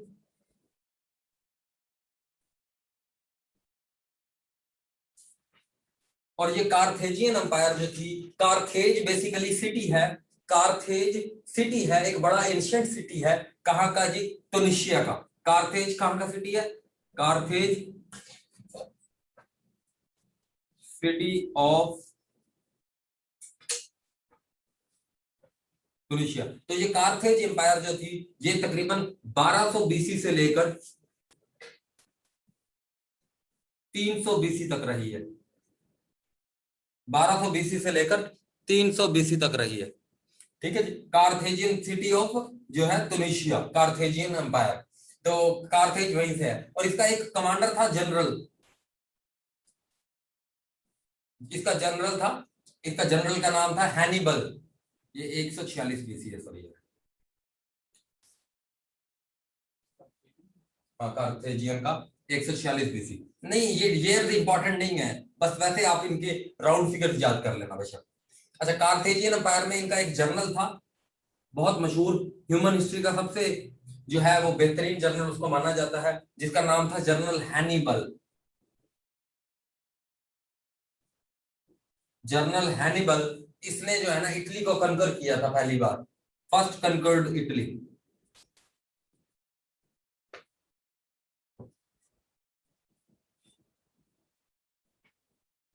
second Punic war में, second Punic war,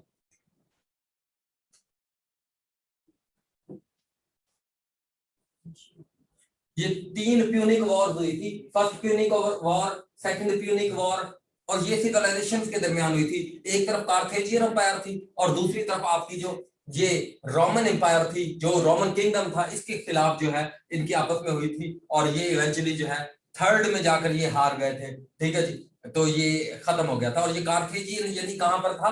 Carthaginian basically आपके ट्यूनिशिया वाली साइड पर, नॉर्थ अमेरिका। और नॉर्थ अमेरिका के लोगों को आप क्या कहते हो?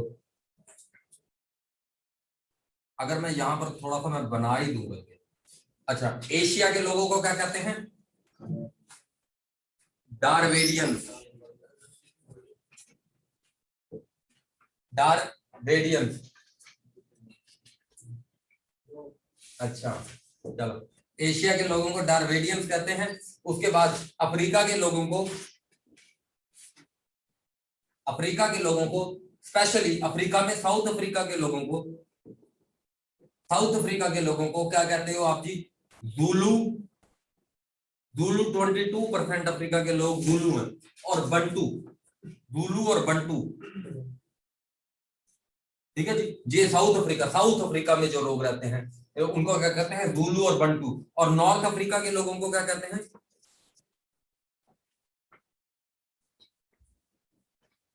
नॉर्थ अफ्रीका के लोगों को कहते हैं जुलू और बंटू। नॉर्थ अफ्रीका के लोगों को कहते हैं बर्बर।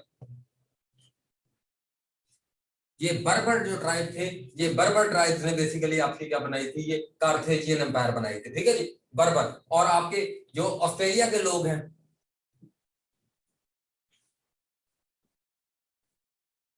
ऑस्ट्रेलिया के जो एंशिएंट इंडिजिनस पीपल हैं उनको कहते हैं एबोरिजिनीज। और अब करंट वालों को क्या कहते हैं? मॉडर्न को ऑजी कहते हैं, ऑजी, ये जो अब है। और न्यूजीलैंड के लोगों को क्या कहते हैं? ओल्ड वाले लोगों को कहते हैं मॉरिस, जिनका हाका डांस मशहूर है। और जो उन्होंने जब हाका डांस, ये कुड़ल कुड़ल, ये वो वाला डांस किया था जब इन्होंने उन मुसलमानों की यकजहती, जब न्यूजीलैंड में वो एक बंदे ने 50 जो है क्राइस्ट चर्च के अंदर जो है 50 मुसलमानों को कत्ल कर दिया था, शहीद कर दिया था। तो उसके बाद मॉरिस लोगों ने मुसलमानों के साथ इजहार यकजहती करते हुए अपना ट्रेडिशनल डांस किया था, हाका डांस, खुड़ुल खुड़ुल खा खू, ये वाला करके उनके साथ इजहार यकजहती किया था, हाका डांस। मॉरिस लोग कहते हैं ये। उसके बाद इनके जो न्यू लोग हैं जो अब के हैं वो कहते हैं कीवीज लोग। और ये कीवीज ना, बेसिकली कीवी एक परिंदा है, weakest bird in the world, smallest bird in the world कौन सा है? कीवीज। हाँ, इनकी आई साइड जो है ना वीक होती है और आंखें बड़ी बड़ी छोटी होती हैं। कीवीज की भी आंखें छोटी होती हैं, इसलिए न्यूजीलैंड के लोगों को कीवीज कहा जाता है क्योंकि उनकी भी आंखें छोटी छोटी हैं, कीवीज, न्यूजीलैंड के लोग, ठीक है। ऑस्ट्रेलिया हो गया, न्यूजीलैंड। और नॉर्थ अमेरिका वालों को तो मैंने बताया इन्यूट, एस्किमोस। और साउथ अमेरिका के लोगों को इनकास पीपल कहते हैं। डारवेडियन हो गया। और कौन सा रह गया? यूरोप के लोगों को आप क्या कहते हो जी? एंग्लो कहते हो, सैक्सन कहते हो, वो आगे हम बहुत डिटेल में देखेंगे कि उनके लोगों को क्या कहते हैं। अच्छा जी, ये आपने देख लिया। अच्छा, अब हम थे कहां पर? हम थे कार्थेजियन अंपायर पर। तो ये कार्थेजियन अंपायर बनी। कार्थेजियन अंपायर एक नॉर्थ अफ्रीका की अंपायर थी जो कि तुनिशिया में है। अगर मैं अफ्रीका को हल्का सा इधर बताऊं आपको,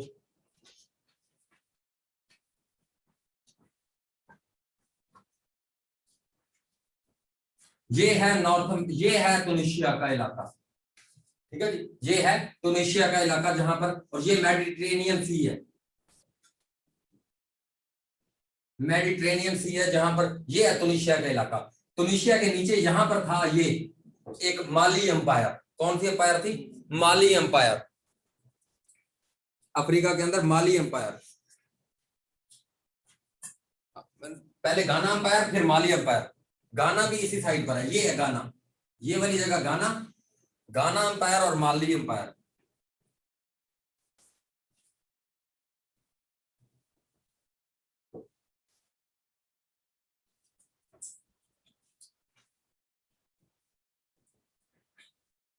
अच्छा, गाना एम्पायर और माली एम्पायर। और माली का जो उनका कैपिटल था, माली की उनकी जो एम्पायर का कैपिटल था उसका नाम था टिम्बकटू। इनका कैपिटल क्या था?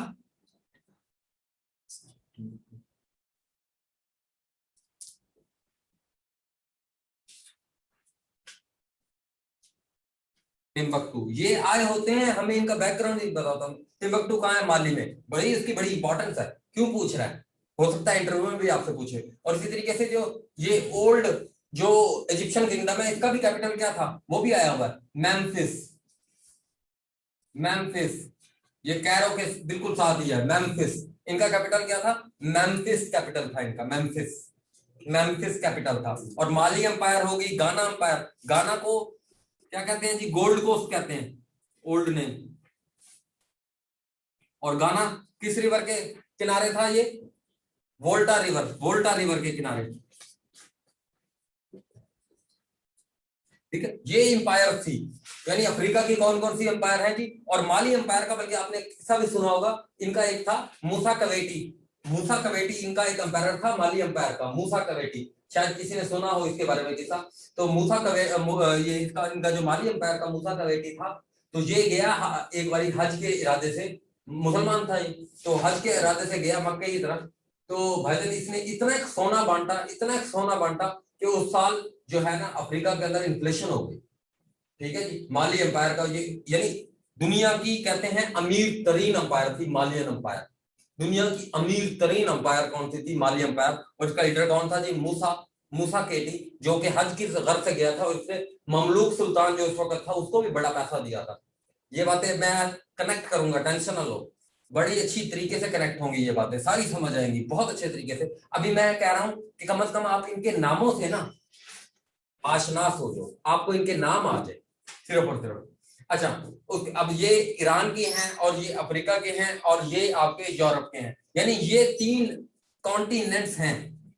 आपका कार्थेजियन अंपायर, जिसमें कार्थेज सिटी क्या है जी इसका, और उसके बाद आपका जो है गाना एम्पायर, उसके बाद आपका माली एम्पायर। और माली एम्पायर का कैपिटल क्या था जी, टिम्बकटू।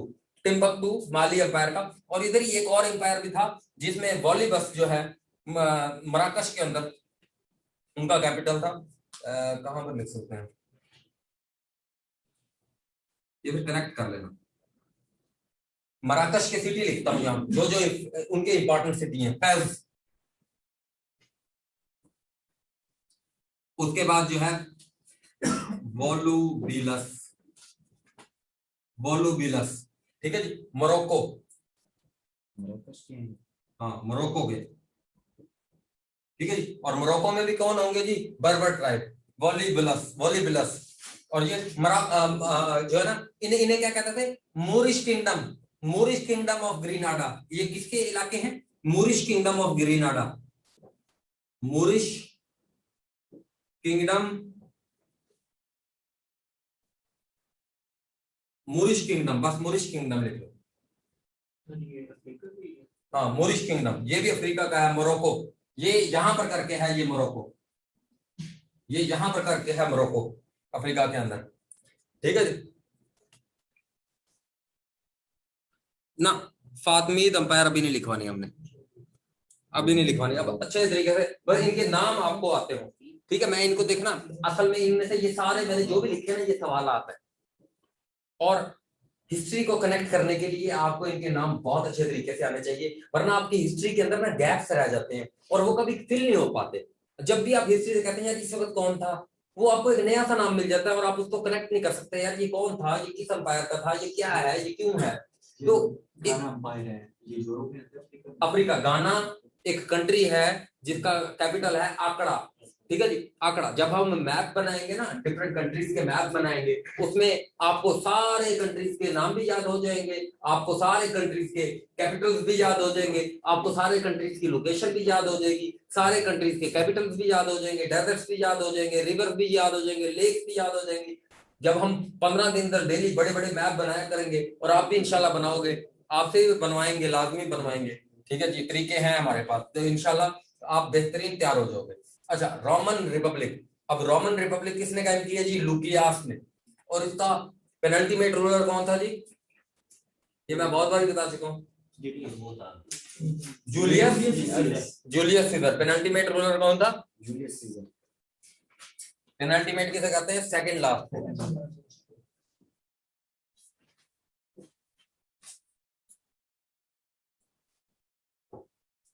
Julius Caesar. ठीक है जी, यहां पर अब ये हम लिख लेते हैं यहाँ पर हम लिख लेते हैं कि मुख्तलिफ इलाकों में किंग के लिए या बादशाह के लिए हम क्या टाइटल यूज करते हैं, डिफरेंट टाइटल।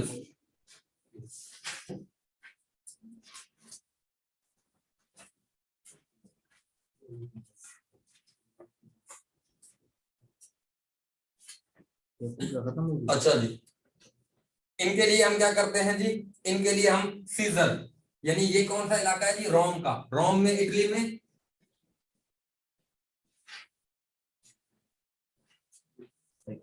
सीजर, ठीक है जी। इटली में क्या कहते हैं जी, बादशाह को सीजर कहते हैं। और उसके बाद जी आपका इसमें आगे चलो, अच्छा उसमें अब देखते हैं। उसके बाद आपकी देखो रेक्स किस पे कहते हैं, रेक्स कहते हैं फ्रांस में, फ्रेंच में, ठीक है। फ्रेंच किसको कहते हैं, और एम्परर किसे कहते हैं, रोमन एम्पायर में एम्परर कहेंगे, एम्परर, एम्परर कहेंगे हम। एम्परर भी किसको कहते हैं, बादशाह को कहते हैं, किंग को कहते हैं। और सीजर भी किसको कहते हैं, किंग को कहते हैं। रेक्स भी किसको कहते हैं जी, किंग को कहते हैं, ठीक है जी। एम्परर भी किसको कहते हैं जी, किंग को कहते हैं। तो डिफरेंट जो है इलाकों के लिए डिफरेंट नाम है। जैसे आपके ये शाह ऑफ ईरान, ये शाह भी कहते हैं जी, ईरान के बादशाह को ये शाह भी कहते हैं जी हम। अब उसके बाद जी हम माली एम्पायर आ गई, उसके बाद ये आ गई। उसके बाद अगर हम देखें जूलियस सीजर, इसका पेनल्टीमेट, जिसे 60 बीसी में क्या कर दिया गया,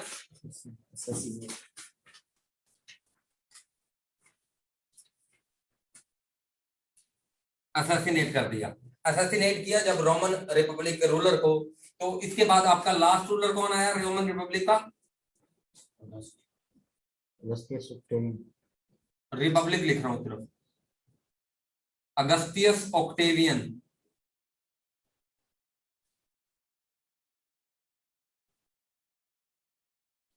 अगस्तियस ऑक्टेवियन। और इसने फिर क्या किया, 27 बीसी में कायम कर दी रोमन एम्पायर, रोमन एम्पायर कायम कर दी, ठीक है जी। रोमन एम्पायर कर दी कायम। उसके बाद अगर हम ये चलो, अच्छा इधर हम देख लेते हैं। अब ग्रीक में इस टाइम पर क्या था, ग्रीक में आपके, ग्रीक शुरू से ही, ग्रीक के अंदर जो है ना बड़े बड़े फिलोसफर्स पैदा हुए। ग्रीक कल्चर बहुत ज्यादा रिच है। और ये पर्शियन कल्चर में भी आपने नाम सुना होगा जोरास्टर का। जोरास्टर बेसिकली एक मजहब भी है, पारसी मजहब कहते हैं। जोरास्टर की बहुत बड़ी फिलोसफीज भी हैं। और आपको जावेद बिन हयान, अर्राजी, उसके बाद जो है उमर खयाम, इस तरह के आपने नाम बहुत सारे सुनोगे। यानी पर्शियन कल्चर और ग्रीक कल्चर ये बहुत ज्यादा रिच है, ठीक है जी। और इसमें अगर मैं इनकी बात करूं तो इसके अंदर आपको पास फिथागोरस, पाइथागोरस, यूरोप में, ये ग्रीक के अंदर पाइथागोरस, जिसने पाइथागोरस थ्योरम दिया था। ये कब की बात है जी, 675 बीसी की बात है, ठीक है जी। 675 बीसी की बात है। यहाँ पर यानी वॉरियर ट्राइब्स हैं, और कौन है जी, फिलोसफर्स हैं।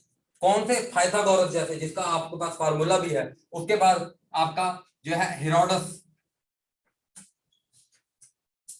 हेरोडस कौन है, जिसने किताब लिखी है हिस्ट्रीज।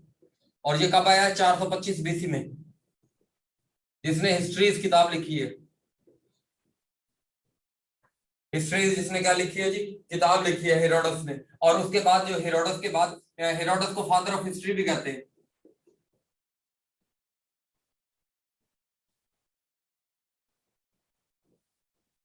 फादर ऑफ हिस्ट्री भी कहते हैं हेरोडस को।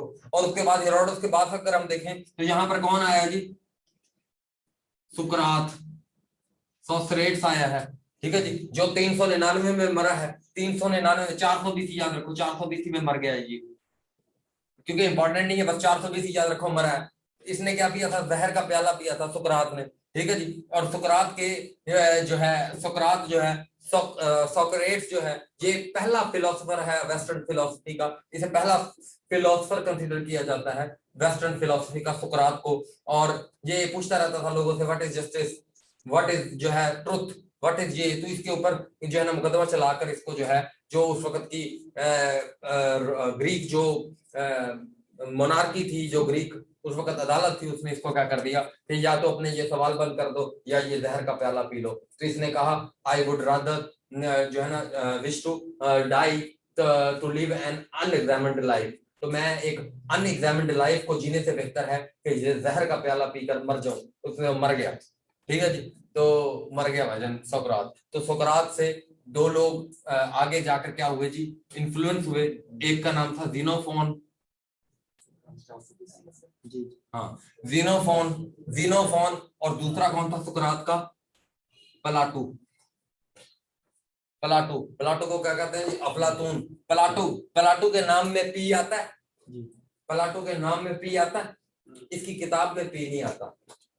इसकी किताब, इसका नाम का पहला लफ्ज क्या है, पी है ना, इसके पहले नाम लफ्ज का पहला नाम क्या है, पी, लेकिन इसकी जो किताब है ना उसमें क्या है, आर है पहला लफ्ज, ठीक है, रिपब्लिक। अब इसका प्लेटो का आगे शागिर्द होगा एरिस्टोटल। अब इसके नाम में पी नहीं है ना, पहले इसके नाम में ए है ना, पी नहीं है, लेकिन इसके नाम में पॉलिटिक्स आ जाएगा। इसकी किताब कौन सी होगी, पॉलिटिक्स। दी पॉलिटिक्स किसने किताब लिखी है जी, एरिस्टोटल ने लिखी है। यानी उसके नाम में पी है लेकिन उसकी किताब में पी नहीं है, इसके नाम में पी नहीं है लेकिन इसकी किताब में पी है, ठीक है। इस तरीके से अपना रटा बना सकते हो। सुकरात हो गया जी, प्लाटो हो गया, एरिस्टोटल हो गया, और एरिस्टोटल का शागिर्द कौन था जी, अलेक्जेंडर द ग्रेट।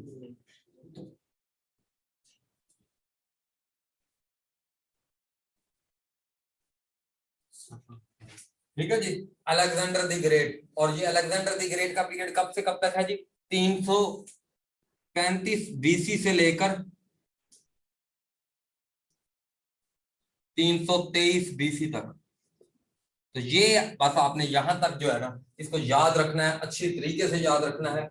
और जो है ना ये सारे नाम आपको आने चाहिए, क्योंकि मैं इसके इन नामों के जरिए से आपको एक ऐसी हिस्ट्री कनेक्ट करके दे दूंगा कि आपको जो सारी जिंदगी नहीं भूलेगी इंशाल्लाह। आप कभी भी हिस्ट्री को जोड़ना चाहोगे ऐसी बेहतरीन करके जोड़ लोगे कि आपको पता चलेगा यार पूरी 13.8 बिलियन से शुरू किया करोगे, और लाते लाते लाते लाते लाते ये पूरी, यानी ये हिस्ट्री के वो नाम है जो आपने सुने नहीं होंगे, लेकिन ये इसमें से सवाल बहुत आए होते हैं। ये मैंने जितने भी नाम लिखे हुए यकीन करें ये सारे के सारे सवाल है। नेबुकदनेस्सर सवाल, फर्स्ट टेंपल सवाल, साइरस द ग्रेट सवाल, पर्सिपोलिस सवाल, फैज सवाल, पॉलीबस सवाल, मोरक्को सवाल, मोरिश किंगडम सवाल, बर्बर सवाल, बंटू सवाल, ज़ुलू सवाल, डरवेडियन सवाल, मोरिश सवाल, कीवी सवाल, एबोरिजिनी सवाल, सारे सवाल, ये सारे सवाल बन के आते हैं। और लेकिन क्योंकि हमने हिस्ट्री को सही तरीके से कनेक्ट नहीं किया होता, अब मुझे ये क्यों याद है, मुझे ये क्यों याद है, मैंने तो नहीं रिपीट करता इनको इतना ज्यादा, बस ये 3 महीने 4 महीने पहले पढ़ाया था, आज इसको दोबारा पढ़ा रहा हूँ बगैर रिवाइज किए। यकीन करो जो कसम उठवानी उठवा लो, मैंने नहीं किया रिवाइज, नहीं करना। मैं जो है ना क्यों, एक हिस्ट्री कनेक्ट है, हिस्ट्री कनेक्ट है, हिस्ट्री का कनेक्शन बनाओ, फिर आप कि ये टेंशन खत्म हो जाएंगी। यार ये कैसे याद करने हैं, यार ये याद नहीं होते, यार ये भूल जाते हैं। सिर्फ और सिर्फ इन नामों को याद कर लो, इन नामों के जरिए से ऐसी हिस्ट्री कनेक्ट करके दे दूंगा कि इंशाल्लाह ये भी सारी जिंदगी नहीं भूलेगी और वो भी नहीं भूलेगा जो आगे पढ़ाऊंगा इंशाल्लाह। अच्छा, साइरस द ग्रेट के बारे में ये आता है कि जी इसने क्या बनाया था, इसने पर्सिपोलिस बनाया था। शराज में कहाँ बनाया था, शराज में बनाया था। पर्सिपोलिस को क्या कहते हैं, तख्ते जमशेद कहते हैं। ये सवाल आते हैं। शराज किसका सिटी है जी, ईरान का सिटी है ना। अच्छा वो अब ये लिख लिया आपने, अब इसकी तस्वीर बनाओ, फिर हम ये मैं अभी बताता हूँ ना, आगे अगले मैं इसका सारा बताता हूँ कि क्या है। 300 ना इसका रूल की बात कर रहा हूँ, अलेक्जेंडर द ग्रेट के रूल की बात कर रहा हूँ, 335 से लेकर 323 बीसी तक। रूल की वकास भाई, रूल तो ठीक है ना। ये सुकरात के साथ एक तो प्लेटो लिखा गया था, दूसरा क्या लिखा गया, ज़ीनोफोन। मैंने कहा अब वो करते हैं ना हम, बल्कि यहाँ पर ये इसके शागिर्द हैं दोनों, ये बताता हूँ भाई, सारा बताता हूँ।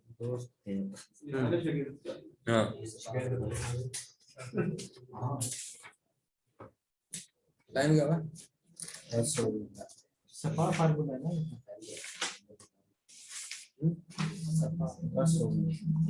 अच्छा थके तो नहीं। हाँ रूल ठीक है, बस ठीक है। रूल ये वैसे अलेक्जेंडर द ग्रेट 356 में पैदा हुआ है, लेकिन मैंने सिर्फ रूल लिखा है कि इसने 335 से लेकर 323 तक रूल किया पूरी दुनिया पर। ठीक है, इसको हम देखेंगे कि कैसे इसने, अभी दोबारा इसको मैं रिपीट कर देता हूँ, देखो देखे बगैर रिपीट करूंगा। ठीक है, खुद आपके सामने देखे बगैर लिखा है। ठीक है जी, यानी देखे बगैर कैसे होता है, ये देखो ऐसे होता है। देखो दुनिया बनाई 13.8 बिलियन ईयर्स, गैलेक्सीज बना दिए, अर्थ बना दी, अर्थ में सिविलाइजेशंस डाल दी, सिविलाइजेशन के बाद हम किंगडम डाल लेते, जहां पर पहली सिविलाइजेशन डाली थी वहीं पर पहला किंगडम डाल दिया, असीरियन एम्पायर 2600 बीसी। ठीक है जी, असीरियन एम्पायर जी 2600 बीसी में कायम हुआ, और ये किससे इन्फ्लुएंस था जी, ये इराक से था।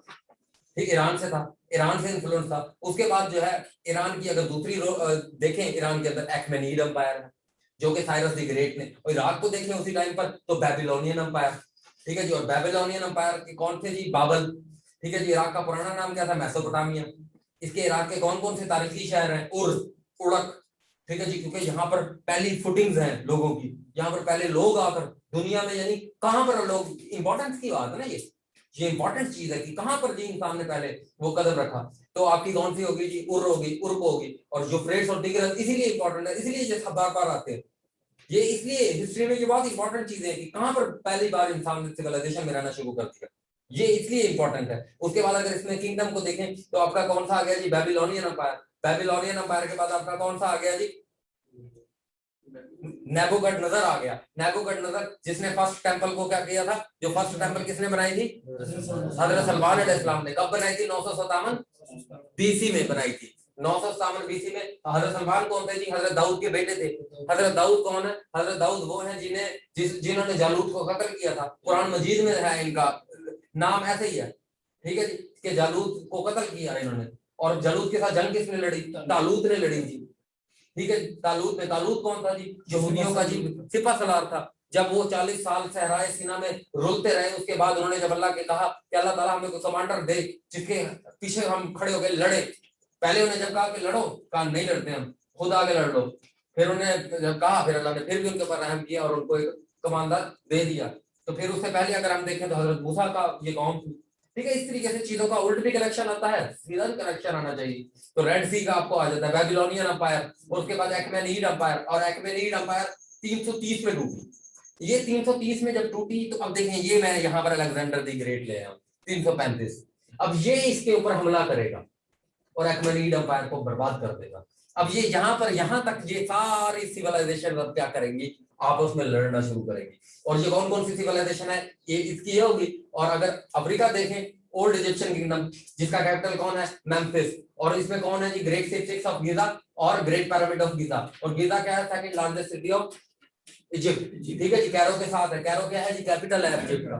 और जो है ये एहराम मिस्र जो है 3000 बीसी पुराने हैं। ग्रेट स्फिंक्स जो है, इसके अंदर जो जानवर इस्तेमाल हुआ है वो कैट फैमिली से बिलोंग करता है। और उसके बाद जो है इजिप्शियन सिविलाइजेशन, इजिप्शियन किंगडम में देखें, ओल्ड इजिप्शियन किंगडम के बाद अभी कौन सा किंगडम आया,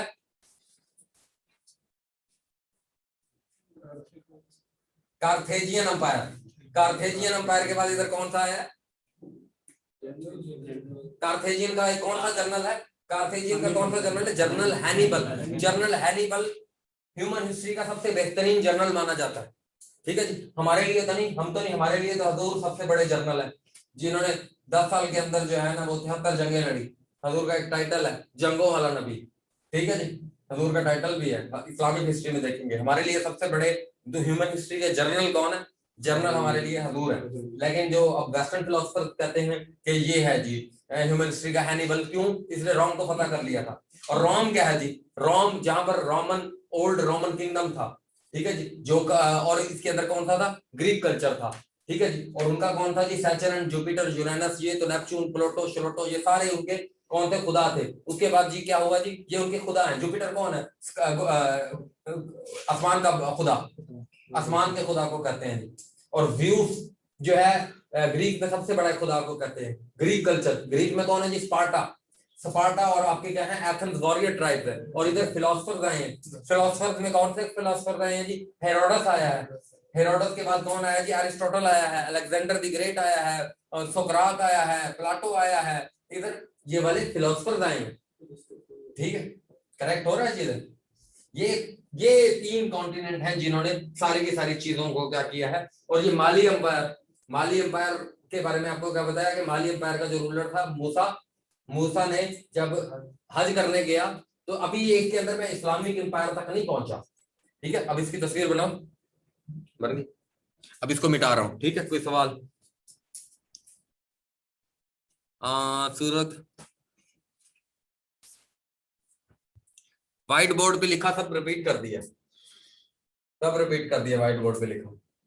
ठीक है जी, ये वाला तो बहुत ज्यादा मैंने रिपीट किया हुआ है, तो इसको रिपीट करते हैं कि जूलियस सीजर और वो। ठीक है जी, रिपीट करता हूँ जूलियस सीजर वाला भी। ये असल में जी आपकी रोमन रिपब्लिक 509 बीसी में लुकियास ने कायम की थी। उसके बाद जो 509 बीसी के बाद इसका सेकंड लास्ट रूलर था जूलियस सीजर था, और जूलियस सीजर को 60 बीसी में असैसिनेट कर दिया गया था। उसके बाद इसका लास्ट रूलर जो था वो अगस्तियस ऑक्टेवियन था, और इन्हीं के नाम पे जुलाई और अगस्त के महीने हैं। उसके बाद अगस्तियस ऑक्टेवियन ने जो है रोमन रिपब्लिक से रोमन एम्पायर में इसको कन्वर्ट कर दिया था, और रोमन एम्पायर ने फिर जो है इजिप्शियन एम्पायर के साथ लड़ाई लड़ी, और जो उसकी प्टोलेमी की जो थी क्लियोपेट्रा।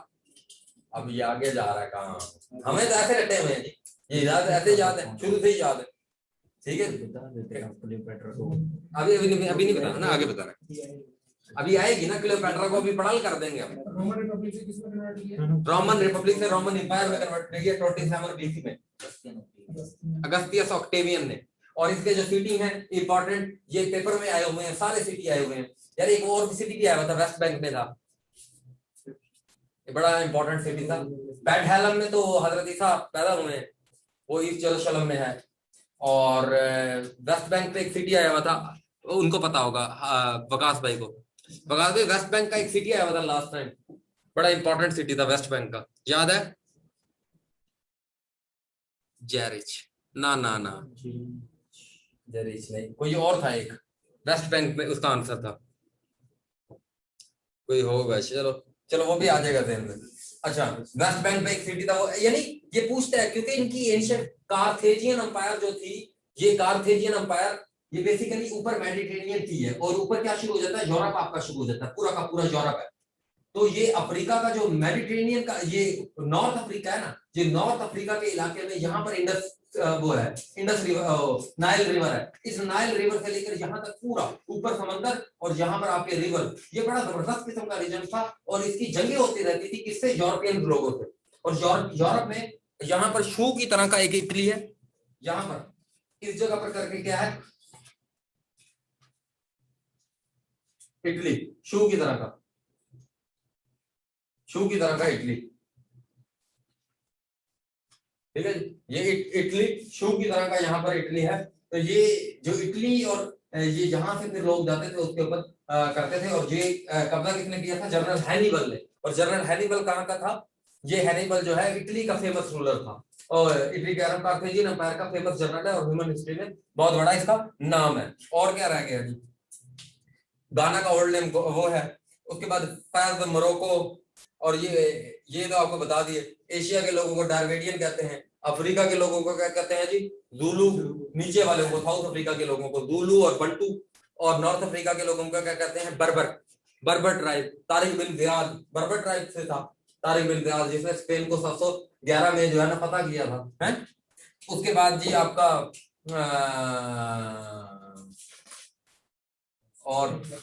और बताओ, पाइथागोरस हो गया, रोमन रिपब्लिक हो गया। चलो यहां तक अब कनेक्ट हुआ है मामला, है? चलो अब इसको मिटाते हैं, इसको बार बार ऐसे ऐसे अपने चार्ट बनाओ, अपने चार्ट बनाओ, अपने मैप बनाओ।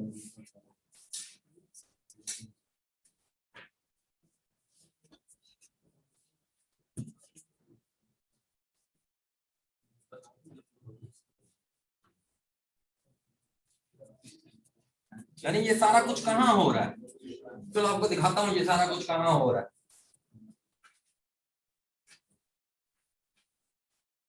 अच्छा, मूड तो मेरा आगे पढ़ाने का था, लेकिन मुझे लग रहा है कि ज्यादा आप लोगों के लिए जगह, क्योंकि अक्सर लोगों को ये नाम नहीं आते होंगे। नहीं बहुत नहीं, थोड़ा सा बस हम एक काम करते हैं,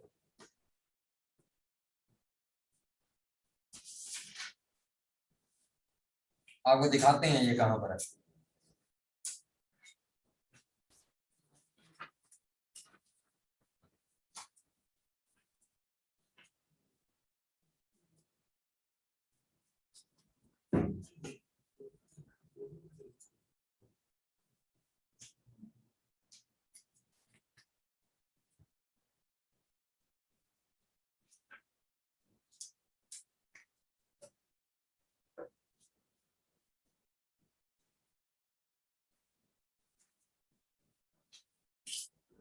अच्छा ये पाकिस्तान हो गया आपका, पाकिस्तान के बाद ये आपका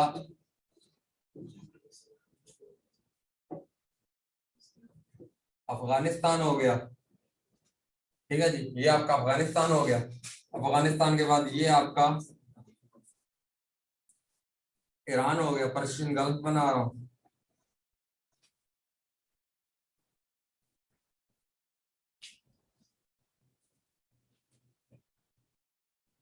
ये आपका कैस्पियन सी बना रहा हूं।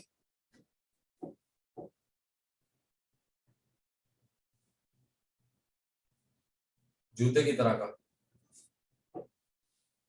इसकी इस नुक्कड़ से जो है ना वो तुर्की बना रहा हूँ, इसके नीचे से जो है ना वो बना रहा हूँ, ये तुर्की बन गया जी, ठीक है जी। तुर्की बनाकर फिर उसके बाद यहाँ पर क्या बना रहा हूँ जी, सीरिया बना रहा हूँ।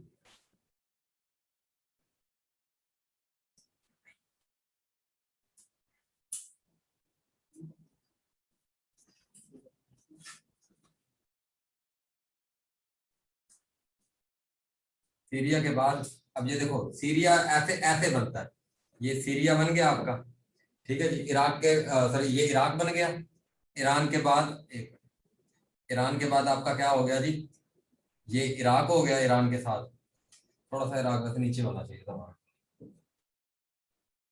ये इराक, ये इराक हो गया आपका, और ये आपका क्या हो गया जी, सीरिया हो गया, ठीक है। ये सीरिया हो गया, ये आपका जॉर्डन हो गया। जॉर्डन के बाद ये आपका क्या हो गया जी, लेबनान और इजराइल और वो सारा कुछ, ठीक है जी। ये आपका ये हो गया, ठीक है जी। अब ये आपका टर्की हो गया, ये आपका ईरान हो गया, ठीक है जी। नहीं नहीं पाकिस्तान से टोटल बस हमने उसके लिए बनाया। अच्छा अच्छा, ये आपका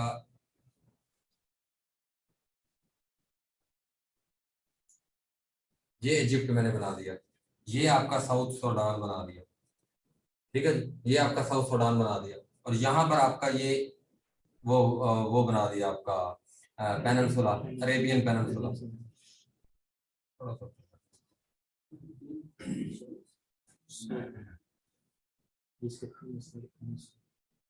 ठीक है जी, ये अरेबियन पेनिनसुला बना दिया आपका, ठीक है जी। ये इजिप्ट बना दिया आपका,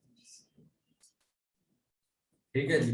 और ये आपका इस्तांबुल बना दिया, इस्तांबुल के बाद ये आपका ग्रीस बना दिया, और ये आपका बल्गारिया बना दिया। अच्छा, और ये आपका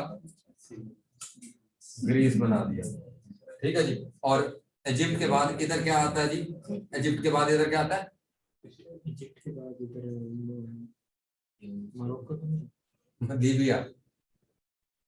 हाँ जी, लीबिया, लीबिया के बाद इधर क्या आता है, फिर होगा इधर जो है आपका तुनिशिया, ये तुनिशिया का इलाका, और ये फिर मोरक्को का इलाका, यानी ये पूरा मेडिटेरेनियन सी है। ये देखो दुनिया में ना ये वाला हिस्सा, ये वाला हिस्सा, और यहाँ पर ये ग्रीस के बाद फिर मेडिटेरेनियन में यहाँ पे करके इस जगह पे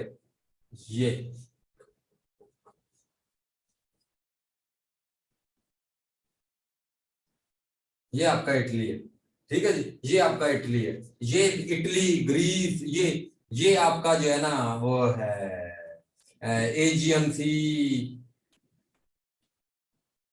आयोनियन सी, ना ना वो ऊपर है, ठीक है। ऐसे इस तरह के इधर नाम है, नमक वाला दरिया है, आग वाला दरिया है, ट्रेनियन सी है, एड्रियाटिक सी है, सब कुछ आएगा। ऐसे हल्के हल्के अपने ना वो बनाते जाओ। ये पाकिस्तान है,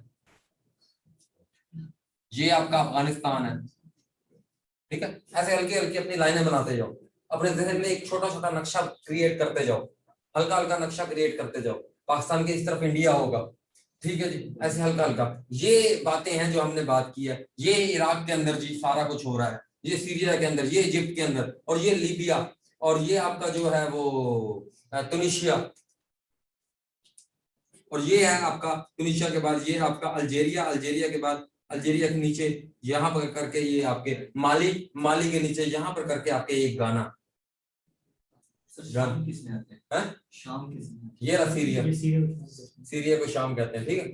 हल्का हल्का ऐसे बनाते जाओ अपना अपना तो, ठीक है जी। ये अरेबियन पेनिनसुला, ये ओमान, और ये हल्का हल्का देखो ये यहाँ पर हो रहा है सब कुछ।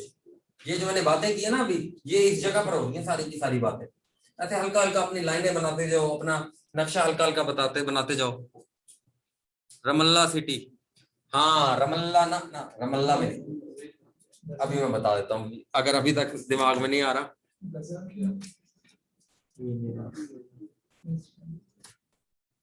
अभी बता देता हूँ ना, अभी बता देता हूँ।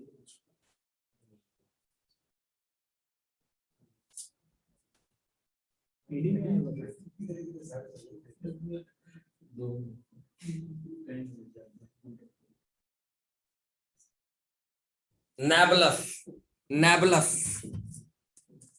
नेबलस सिटी है जनाब, वो नेबलस आया हुआ था। नेबलस कहां पर है? वेस्ट बैंक पर। नेबलस सिटी आया हुआ था, नेबलस, नेबलस सिटी। और वेस्ट बैंक कहां पर है? वेस्ट बैंक यहाँ पर है, इजराइल और जो है ना फलस्तीन के दरमियान। ये हम बहुत डिटेल में जाएंगे चीजों के, बस आप अपने नाम जहन में रखें थोड़े से। मैं इतनी एक अच्छी कनेक्ट करके दूंगा हिस्ट्री कि इंशाल्लाह कभी नहीं भूलेगी, इंशाल्लाह।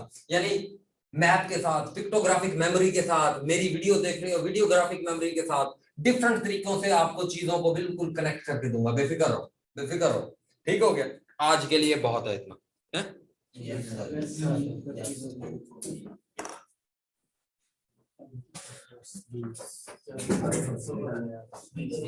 कोई सवाल है? वो इटली का है।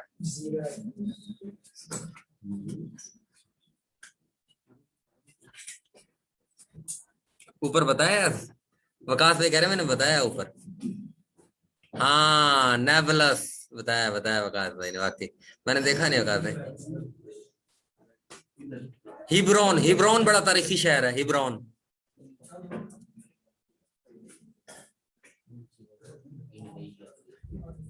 हाँ हमिंग बर्ड है, हमिंग बर्ड है। कीवी ऐसा परिंदा है, हमिंग बर्ड है सबसे स्मॉलेस्ट परिंदा, हमिंग बर्ड।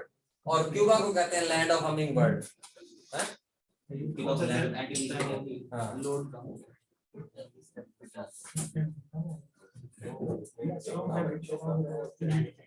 क्यूबा को नहीं कहते।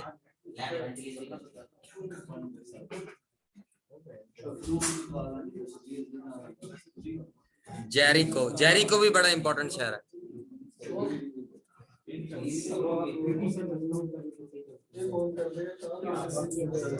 नहीं